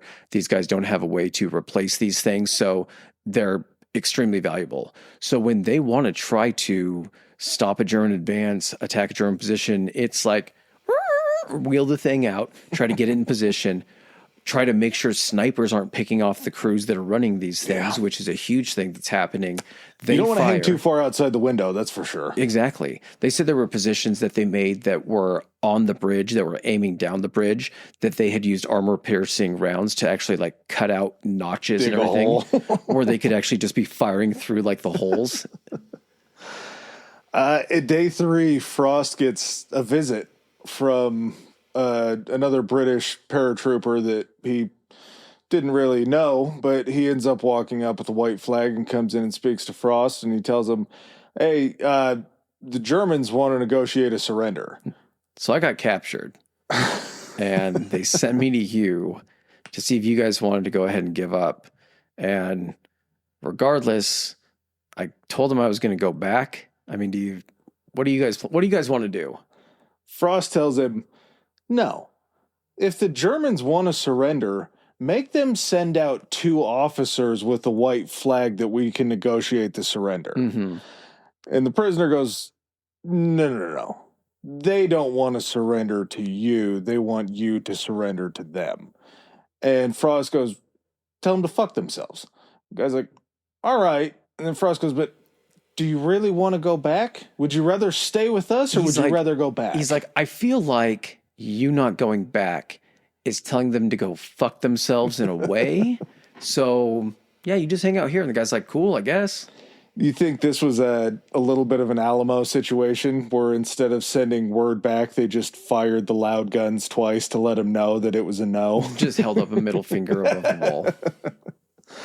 So, as unnecessary as that story sounds, what it does in the eyes of the Germans changes when it comes to Frost, because ultimately, and we'll talk about it, it's insane the way that Frost actually I guess we'll wait for the surrender, but the Germans are building this respect for this 2nd Battalion that's sitting there holding down the north end of the bridge in a way that I don't know if it really happens in war. I mean, there's mutual respect among a lot of people. We talk about a lot of nastiness that the Germans do. But then there's also these little instances where it's like game recognized game.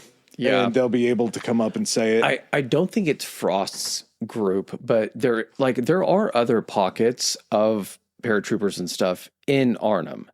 I want to say there's some that are held up in like a school which is where the hospital was. Yeah, that have had to actually like kind of retreat back there and everything. There's wounded there, but they're still defending it. And so there's these little pockets and little battles going on kind of in different spots in Arnhem.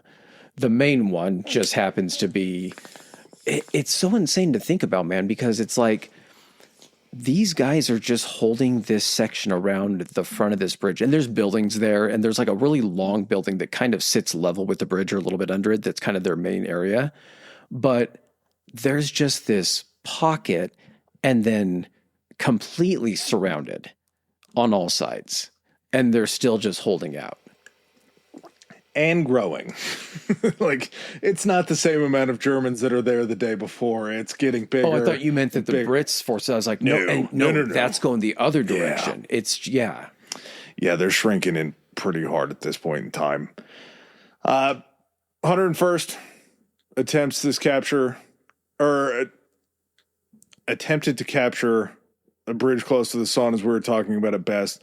That doesn't end up happening on day 2, but on day 3, they do end up crossing the Saône. There's an attempt to break through the lines north of Oosterbeek, that other town that's to the west of Arnhem. Yeah, that's basically between Arnhem, closer to Arnhem, but it's between Arnhem and Oosterbeek. Correct. Oosterbeek is between Arnhem and why can't I pronounce this name now? Nijmegen. And if they can break out of Oosterbeek, they can start trying to relieve Arnhem again. They're basically trying to use Oosterbeek as like a marshalling type area, I think, to try to like gather forces, because I believe that's where they have that area's command center set up. And it ends up becoming the last holdout. Exactly. And so they're kind of trying to use that as like a staging area where they can try to gather some forces and then go try to relieve these guys and help them hold this area. And they take massive losses trying to break out, and the remaining troops just end up falling back to Oosterbeek, where there kind of becomes this pocket that's being created of British troops that are trying to hold on. So now you have several pockets. Yeah. And their problem is their retreat left the landing zones wide open for the Germans. And on day 3, the first beginnings of the Polish paratroopers start coming in, and they're just met by the Germans where they're just shooting them out of the air. Yeah, they're bringing gliders down and everything. The supplies that are falling into German hands, and there's nothing that they can do about it. The 30th finally ends up linking up with the 101st on day 3 that was supposed to be the 101st on day 1 in Eindhoven. They push towards Nijmegen, and Nijmegen's heavily defended. They're repelling all of these attempted crossings. They realize that the only way that they're going to get to Nijmegen is basically if they flank out, cross the river about a mile down, and then try to come up on the rear of Nijmegen to put more pressure on the Germans, but also to stop or to draw more fire away from them firing across the bridge. Yeah, because that's what the defense is right now. There's 2 ways they can get across the bridge. It's the rail bridge or it's the road bridge. Both of them, artillery on the other side, they know where they're having to approach from. So if they can try to cause some havoc on the other side of the river, just enough to draw the attention, possibly kind of thin the numbers out, it's going to allow them to cross at least one of those bridges. Once they then do that, they can split off each side and then take whichever bridge they didn't take. So they end up bringing up, I want to say, and they're canvas boats. So they just kind of fold out their canvas. And what was the number on them? It was like 50, somewhere between like 40 and 50 of these things. Yeah, but they were only so big because they were these collapsible cloth boats. And it's daytime. Yeah. So even though they're going a mile up, there are still positions near that area. And plus, if you're looking a mile upriver and you have, reconnaissance or anything like that, you can take that artillery that's also on the other side of those bridges and start firing it on this crossing. Mm-hmm. Also, I mean, they don't end up, I believe, performing this until day 4 because these boats are, again, near the back of the column that then have to be found, which I'm sure they weren't looking. They probably knew where the boats were, but it was going to take a while to get 40 to 50 boats up. But again, it's not like the entire column is all in one condensed area, hauling ass at 50 miles per hour into the city. It's the tanks coming in to clear a certain area and secure it. Then it's just the rest of the stuff trying to catch up. Over that night, during day 3 into day 4, there's a German bomber raid back in Eindhoven, and the power has effectively been cut, which means any water pumps or anything like that are effectively cut in Eindhoven. And they just lay out these parachute flares and torch the town. Yeah. Just absolutely decimate the town to the point to where if you don't have any water to put it out, you're not going to be able to save anything. Yeah. You just have to wait till it burns to the ground. Into day 4. You on to day 4? Mm-hmm. Frost crew. This is hilarious. I don't know how this happens. Frost crew ends up using a landline to get in communication with the first on the outside of Arnhem. Are you in a house that might have like a phone book and you're looking at the phone book for maybe a number that's back over in Oosterbeek to be able to call and be like, hey, put General so-and-so on? I don't know, dude.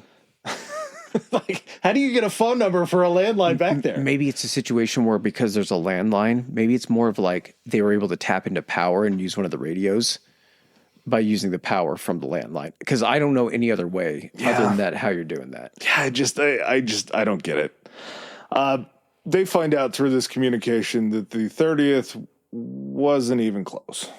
And knowing that the 30th wasn't close, by the afternoon, they end up surrendering to the Germans. They basically give them this 2-hour window to be able to move out any injured or basically dying people. Like a little truce to handle the wounded. Yeah, in turn with this surrender. And one of those guys that they had to move out that was wounded was Frost. Mm-hmm. He had taken a shot on day 3 and continued to try to lead this, I guess, holdout mission from the cot.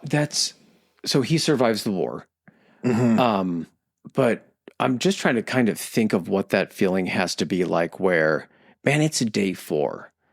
They were supposed to be here day 3. Day 4 is pushing it. And you're still fighting and you're thinking just another few hours. It's only got to be another few hours, right? Maybe another day. And then the report comes in and it's like, hey, they made it to the town.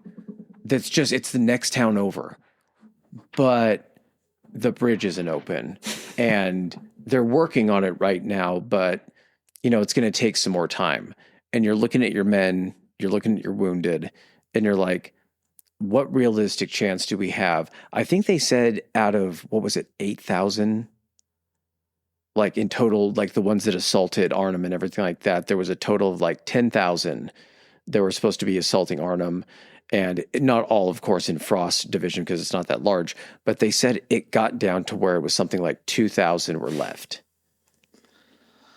that weren't casualties. And again, that's killed, wounded, unable to fight and everything, but still, or captured, which was a insane realistic, something that happened because you're behind enemy lines. Yeah. Capture is the best case scenario, which is crazy because at a certain point, to be captured by the Germans is also, it sounds like the worst case scenario because there's a chance you're headed to a camp.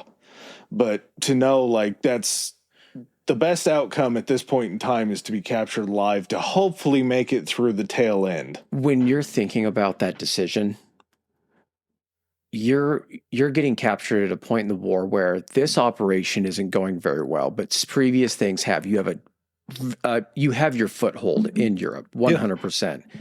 At that point, are you just doing the calculus in your head of thinking, I can surrender, I can get my guys medical attention? How close are we? Maybe this thing ends up working and it ends the war by Christmas. I mean, they have to have us as bargaining chips, or they, have to conduct and rules of warfare. We're British. we're not on the Russian side, so we know we're at least going to get some decent treatment. Yeah. And you're just running that in your head and like, okay, maybe 6 months max of being in a prisoner of war camp. I can do that for my men. All the while still not knowing about concentration camps. Yeah. All the while, that's still something that we haven't. And because you don't know about that, it never enters your head that that's a thing. Yeah. That's got to be shocking once you get taken. Because if you knew about that, it's going to make you fucking reconsider that surrender and be like, nope. Dying might be better. I'll fight till the last man. Yeah. The commander of that panzer group that was laying siege on Frost's group ends up leaving his command and going down and finding Frost personally, and basically just saying respect. Mm-hmm. Like, you held out longer than we would have. Yeah. You were a great commander. You killed so many of my guys. Take pride in what you did. And that's what I mean. You don't always hear that exchange between Germans and allies of saying, tip of the cap. Yeah. You held out longer than you should have. We still ultimately won, but I can be gracious. I can be a gracious winner. Mm-hmm. There's a chance that we wouldn't have won if you guys didn't get dropped behind enemy lines. You almost got me. After this, the Germans finally get control of this north side of the Arnhem Bridge, and they just would never lose it again. They pretty much have control of Arnhem completely because you have these pockets of guys that are trying to hold out. At a certain point, you're going to have various units of guys that are left simply trying to make a breakout to get back to Osterbeek or get somewhere where they can try to regroup and defend themselves. What you're basically trying to do is if the armor, the 30th, isn't going to get to you very quickly, you got to try to put yourself in a position to get closer to them. And if you getting and perhaps trying to go help at, why can't I remember the pronunciation of this? Nijmegen. If you could try to start working your way back toward Nijmegen, that's kind of your option at that point. They're not going to come to you. You got to come to them. Yes. And if anything, you can go try to help and try to alleviate the pressure so they can get across the bridge. Yeah, some of these groups that were still trapped in Arnhem trying to fight back to Osterbeek were down to just their bayonet charges to try to get back. Not even shooting back at these guys, just stick your bayonets out. If you don't have that, stick your knife out. And we're just going to try to basically blitz through these guys. And this is also, because the Germans are able to move stuff across now without any type of hindrance, you have all of this artillery that's getting dialed in on Osterbeek and all these positions where the Allies are. The Polish, when they came in, they got fucking hammered, like you said. But some of them were able to get out and kind of establish a position, but they were across like the canal or across the river from Osterbeek. And so they're seeing this happening. They realize that their only hope is to try to join up with this other force. I think the first attempt they said they sent like 40 guys across the river, and a pretty decent portion of them actually made it. And then they went to go send a larger portion across the river. And I guess the element of surprise had kind of run out because those guys got fucking hammered. Dialed the artillery in. Yes. Especially when there's a lot more boats than just the 40 dudes that are going across. A portion of them, I believe, did kind of make it to some of the Brits to help them out, but not a ton. Yeah, and they were able to kind of begin this last stand at Osterbeek, and Osterbeek gives you a better shot to get back across the Rhine to try to get down. You're further along. Yeah, if you don't have to go all the way back to Nijmegen, and you at least have a jumping off point where you can still try to get to, Arnhem, you're going to want to stay as far up as you possibly can. Because guess what? I mean, Nijmegen is right back there, and they're just this getting across the river thing is going to work. It's going to open up the bridges, and they're going to be able to get to us. I wonder if they're thinking about it up at the first, just wondering, like, how many bridges did they have to build? Is that what's holding them up? Not knowing that Nijmegen is so well fortified at these bridges that they're just stopped because of that. They were able to repulse some attacks at Nijmegen, kind of leaving this escape line open to the south back across the Rhine. Back in Nijmegen, the Bailey boats arrive finally in the afternoon. So we're not launching them at night. We're launching them in full daylight to where they are just bombarded, but do end up making it across the river. They do successfully attack these German lines from the rear. They draw fire long enough for the first 30th tanks to begin moving across the bridge. There's more fighting that's going on the bridge.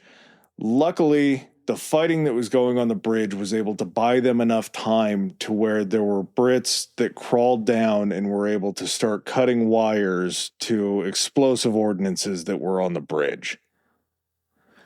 There were guys in the rafters or the girders of the bridge dropping grenades down on the tanks as they were trying to get across. There were German soldiers up there in the rafter or in the girders of the bridge, just tossing shit down. Somehow they do it. Yeah. I mean, they make it across. They end up, and so they take the road bridge, I think is the one they initially take. And then as soon as they get across the road bridge, they circle hard to the right and head straight for whatever defensive position it is that's holding onto the other side of the railway bridge. Just start trying to clear out everything. Yeah, we're going to go ahead and try to clear this path all the way. We got to figure out how much area we still are in control of up there.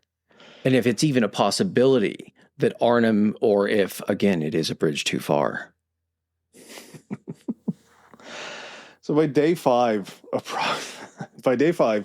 approximately 3,500 troops were held up in Oosterbeek. They were dug in. They were ready to try to hold this for as long as possible. They don't know that the 30th is finally broken through and are heading their direction, again with the river still between them. They're heavily attacked on all sides because the salient that was created by the 30th hasn't reached them yet. So they're getting it from everywhere. Depleted ammo and supplies just see these troops down to, again, fighting with a bayonet. Everything in war, once you strip off all of the new technology, falls down to just the most basic forms of defense. Just the desperate feeling you have to feel when they're like fixed bayonets. They're like, we're strapping the knives to the rifles at this point, and we're at spears. Yeah, we're down to spears. Yeah, what's left after that? Is that just hand-to-hand combat? That's when you then take the knife off the end of the rifle, and then you're just fighting with just the knife. It's crazy. You get a real bad judo chops. Yeah, if they went through SAS training and they learned judo chops, I mean, one man can judo chop, I don't know, a dozen Nazis. Oh God, that would be a great story to get, is you just have this judo chop assassin that has taken out an entire battalion of Germans. He got the Victoria Cross because he judo chopped a dozen. And he just gets Nazis. He gets it tattooed on the flat part of the bottom of his hand. He actually does the thing where, like, you know how the planes, they would put a little swastika every time they went on a bombing mission. He just did that down that side where he did his judo chops. The Luftwaffe end up intercepting the supply drops on day 5 pretty easily around Arnhem. This real bad part about this is intermixed with those supply drops is the last of the Polish troops that are finally landing. So the Polish troops that were supposed to be all dropped by day 3 were into day 5, and they're finally dropping them in. They're not really being dropped in a fair time because Oosterbeek is being held. Arnhem will never be touched again, and they're landing in an area between those two that are being highly defended by the Germans. Yeah.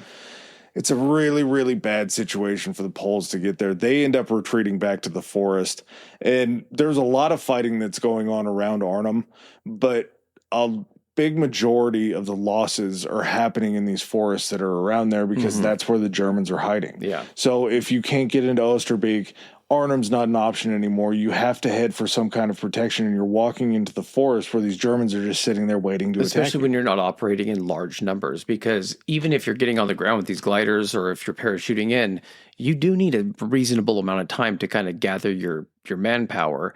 And if you're running into German patrols or anything like that, and they have any type of armor or anything like that, you're already outgunned. You're also... Something that I found very interesting, you're not necessarily running out of gliders to bring things in on. you're running out of glider pilots. Yeah. Because those pilots, as soon as they hit and crash and aren't able to be taken out again, they just become soldiers. Yeah. You're a guy that's trained to be a soldier. You were good enough to fly a glider. They said with this operation, normally they would have a pilot and a co-pilot in the gliders. And there were, I want to say almost more gliders than pilots. So all of the gliders just had one pilot. Bad news if you were in a troop carrier and you get shot down, not expecting to ever hit the ground. Yeah. And now you're thrown into this shit. You're wearing a different uniform. You're wearing your leather jacket and stuff like that. If you're flying the transports, you're in full gear if you're piloting a glider.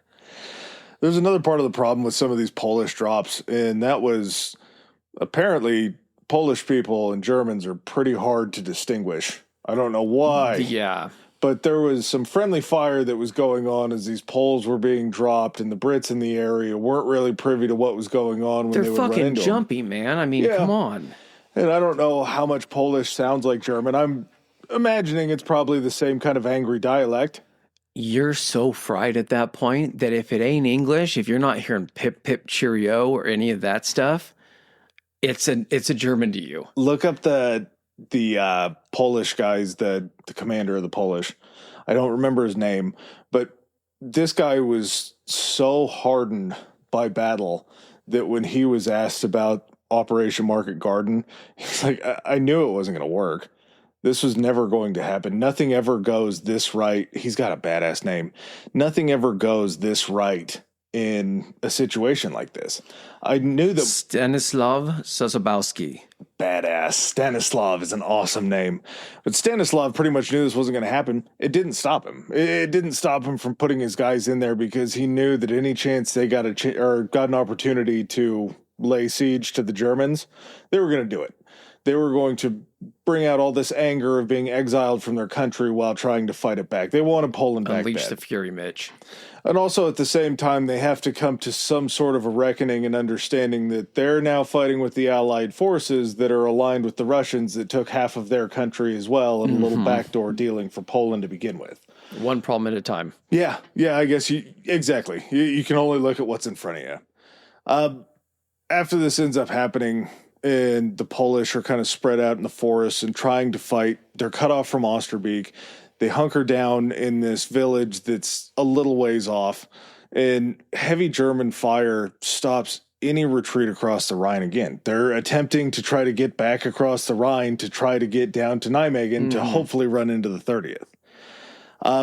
By day 6, the Germans have cut Hell's Highway behind the 30th, and the battle of attrition is pretty much fully set in at this point.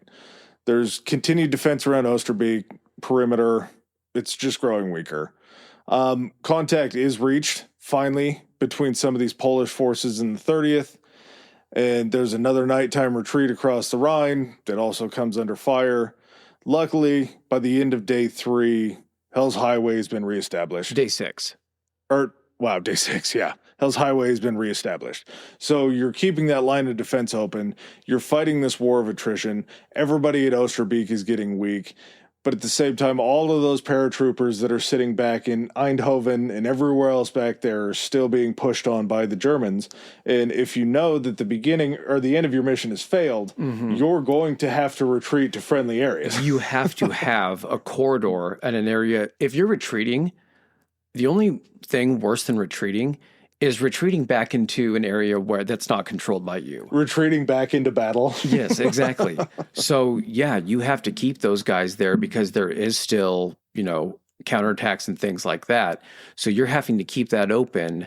You're hoping you're keeping it open for the operation to just keep proceeding. You're not expecting to see the 30th come back the other direction. Fuck, they're marching back this way. That's a bad sign. Fuck, do I hear them turning around? Day 7 is just another day of just heavy British casualties around Osterbeek. The highway's lost and retaken again. Just further reinforcement as the 30th Corps is pushing closer to being still across the river from Osterbeek, but you have artillery that's pulling up to be able to kind of send some cover fire. Yeah, and if you keep getting cut off from behind, you have to stop, deal with that before you can proceed again, because you're not just going to be like, nah, the guys behind us will take care of this. We're just going to keep going, because then you're just extending yourself even further. I also wonder how effective the 30th is by this point, being that they were fighting in Nijmegen, but also along the way, they're having to drop off artillery pieces to everybody that has to hold Hell's Highway. So you're shrinking as you're going further down this, 64-mile corridor. So by the time they get there, I'm betting that the 30th They're not at their full. Yeah. No. You're not getting their best. Yeah. You're getting better than you have. But at this point, your plan was to not have to fight for what we were at day 7, day 8. Yep, day 7. So day 7, you're already 3 days plus. Here's the other thing too. When they drop the airborne guys, when they have an operation, they have a time frame. They're like, pack an extra day rations or something like that for them. At this point, what are you doing for food? What are you doing for water? Like, it's not just about the ammo. It's about what you're actually running your soldiers on. Well, if you're even lucky enough to get these supply drops coming in by day 6, 7, 8, 9, and you're planning on being in Arnhem by day 4, what are the supply drops looking like? They're not dropping the stuff that you need, even if you can get a hold of it. Mm-hmm. Like, it's not effective anymore.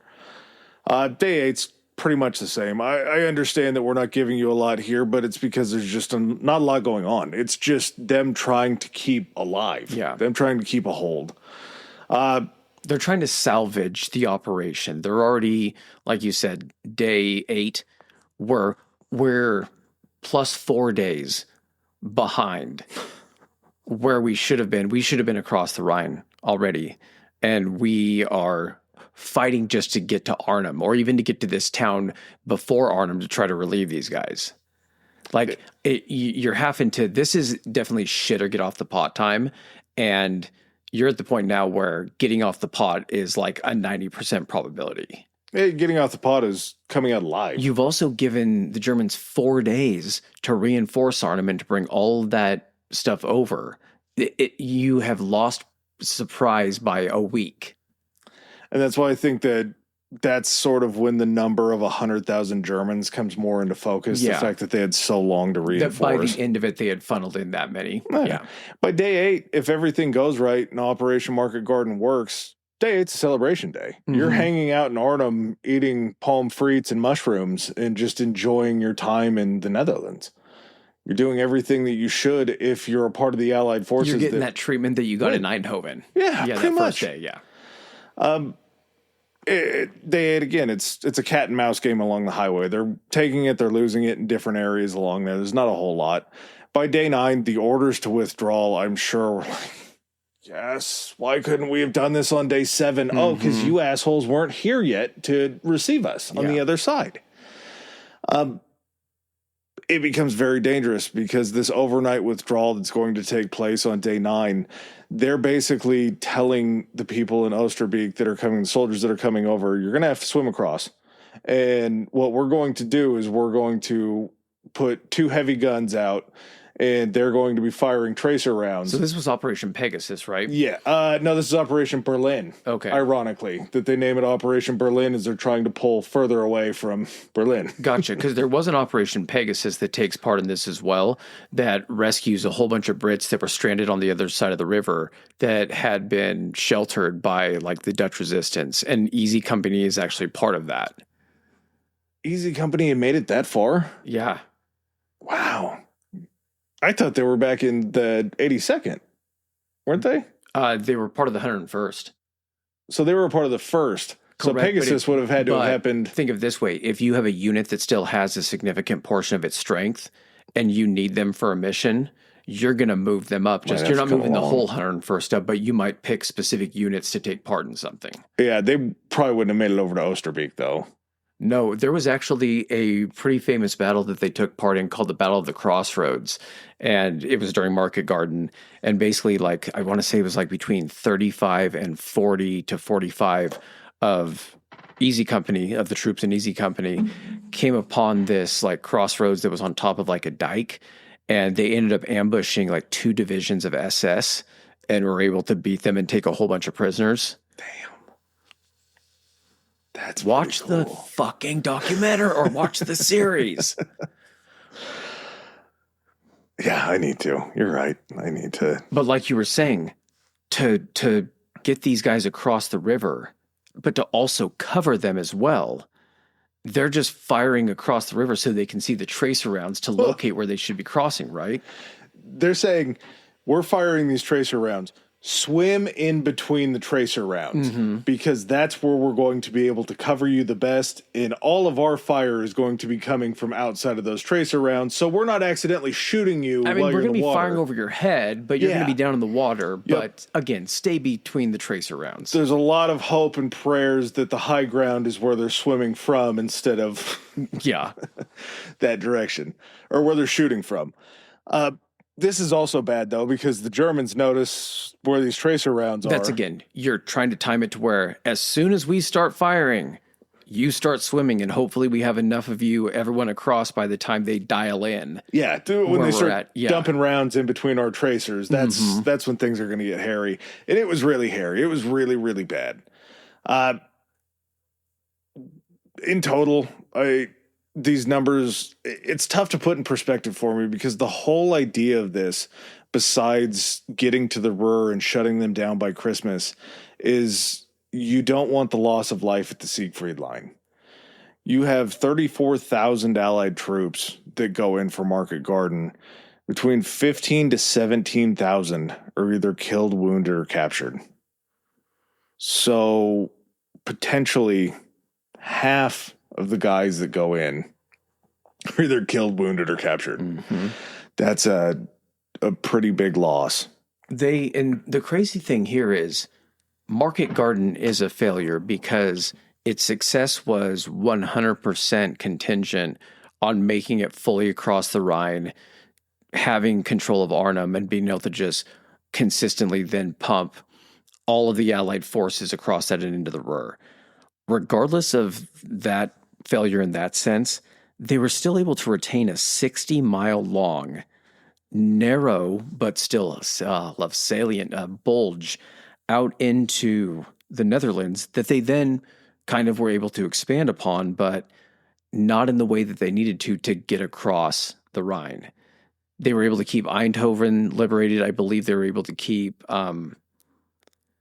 Nijmegen liberated. There you go. But other than that, that was pretty much their holding point, was setting up on the other side of the bridge between Arnhem and Nijmegen, and just probably slowly trying to, because I was going to say Arnhem didn't end up getting taken till like late in the war, right?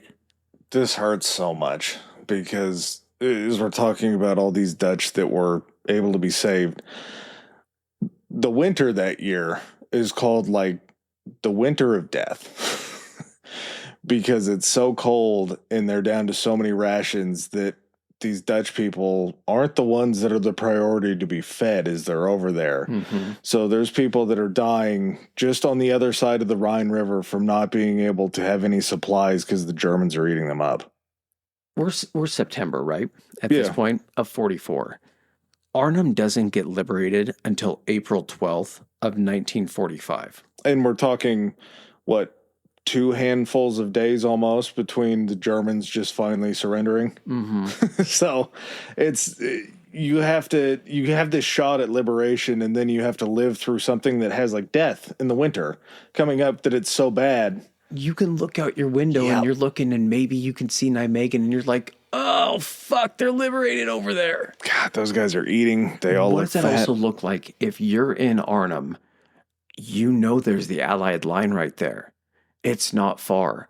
I mean, you got to imagine a shit ton of people took that chance of trying to sneak past the Germans to try to get out of the occupied area and get over there, right? And unfortunately, it's a long swim across the Rhine to get there, and then probably a ways. At the same time, you have to be Dutch looking over into Arnhem and seeing that your people are over there still under occupation. Yeah. Like, it's a two-way street to be talking to the allies that are in those parts in Nijmegen and being like, hey, can you guys try again? And this isn't saying that there was just constant fighting over Arnhem between this time.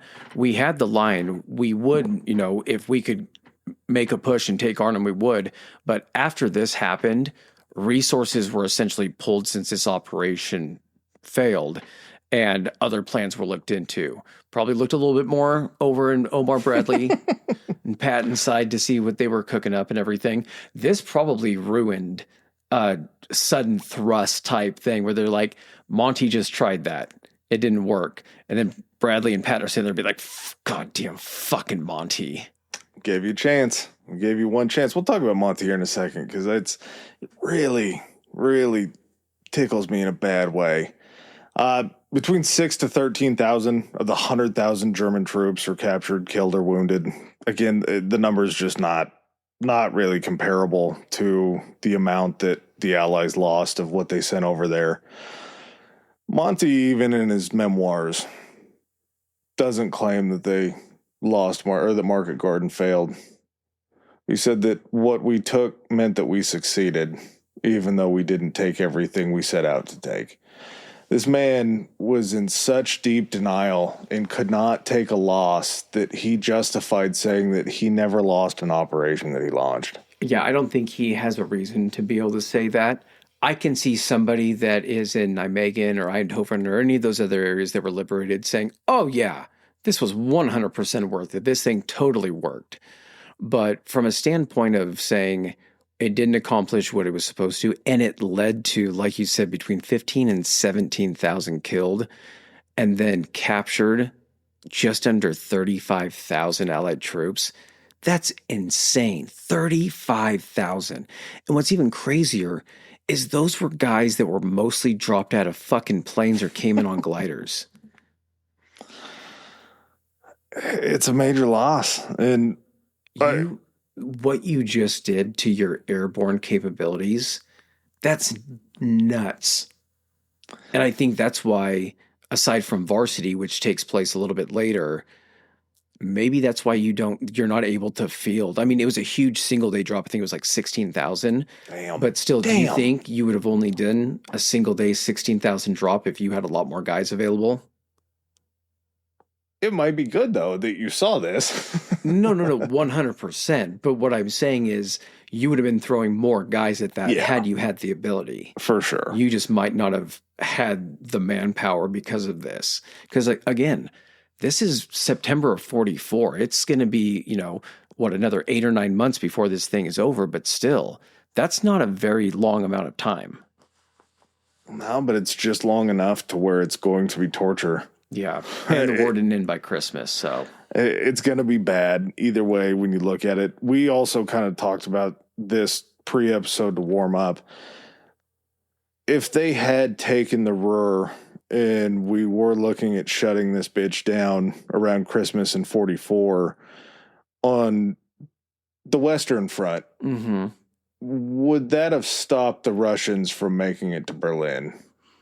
No. It won't stop them, but the time frame probably would have allowed us to get a lot closer to Berlin. And again, like we talked about before the episode, trying to kind of put yourself in the mind of Eisenhower, that's going to be a crazy interesting, because not only did we get to talk about him during, the war, we get to talk about him as a president. But I think Eisenhower's main thing was Russia being closer to Berlin. There had to just be that expectation that they were going to get there first, and that was probably how the war was going to end.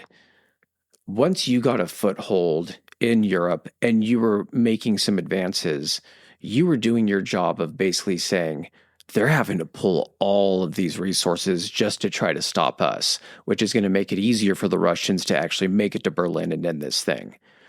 In Ike's head, I kind of think it was a situation of, we just have to continue to be a threat. We don't necessarily have to make it to Berlin or make it deep into Germany. We just have to keep doing what we're doing and keeping them occupied here. Yeah, and I think maybe there's also a little bit of a thought, too, of making it to Berlin's important, but if we can sweep up enough of Western Germany and keep that out of the hands of the Russians, we can figure out how to weasel our way in and take a part of West Berlin. Yeah. But if we want a larger chunk of Germany than what the Russians are going to take, we need to be in possession of a certain portion of it to actually have, that makes sense. It's more of a cleanup crew. There was nothing that was going to stop the Russians from getting retribution for what happened on the Eastern Front. Yeah, I fully agree with that. And if we stepped in their way to try to stop them, we might not have seen an end to World War II. It might have just been a shifting of who's fighting who. It kind of feels like that was always a possibility. And the Russians weren't ready to quit. Just let them sate themselves. Yeah. Listen, we'll let them at Berlin for a little bit, but then at a certain point, we're going to have to be like, oh, you guys I think we're good. Yeah, we're not saying you guys are even, but at some point, we all got to pay to rebuild this shit. Yeah. So let's try to leave some stuff standing. Leave a little meat on this bone. Mm-hmm. Let's see. It's going to be great if we can be in control of Berlin, but if you've killed everybody inside of Berlin, quit. You're bombing our half of what we want in Berlin. You want to destroy what's going to be your half, go right ahead, but quit shelling the shit out of our side of Berlin. Blow yours to hell. We don't care. Mm-hmm. We know you're not going to rebuild it. Yeah. So just be nicer to us. All right, man. You got anything else? The only other thing that it makes me think is I wonder if kind of the idea to wrap this up earlier, not only to get it done and to save lives, but we're still not done because the Pacific War is still raging. So I wonder if it's maybe the thought of if we can wrap this up quicker, that's going to buy us X number of months, 4 or 5 extra months to start diverting resources to try to finish off the Japanese. That's got to be something that when Ike is going to his guys in Washington and being like, hey, what do you guys want me to do? They're saying, okay, I mean, we can't just draw this thing out because we still got all this going on in the Pacific. And if it ends here quicker, then we can divert, resources over the Pacific. But don't be reckless because we need the resources to be able to send over the Pacific. So do enough to where it's that balancing act. Like, what do we have to do to try to end this quicker versus like, but we do have to keep as many of our guys alive.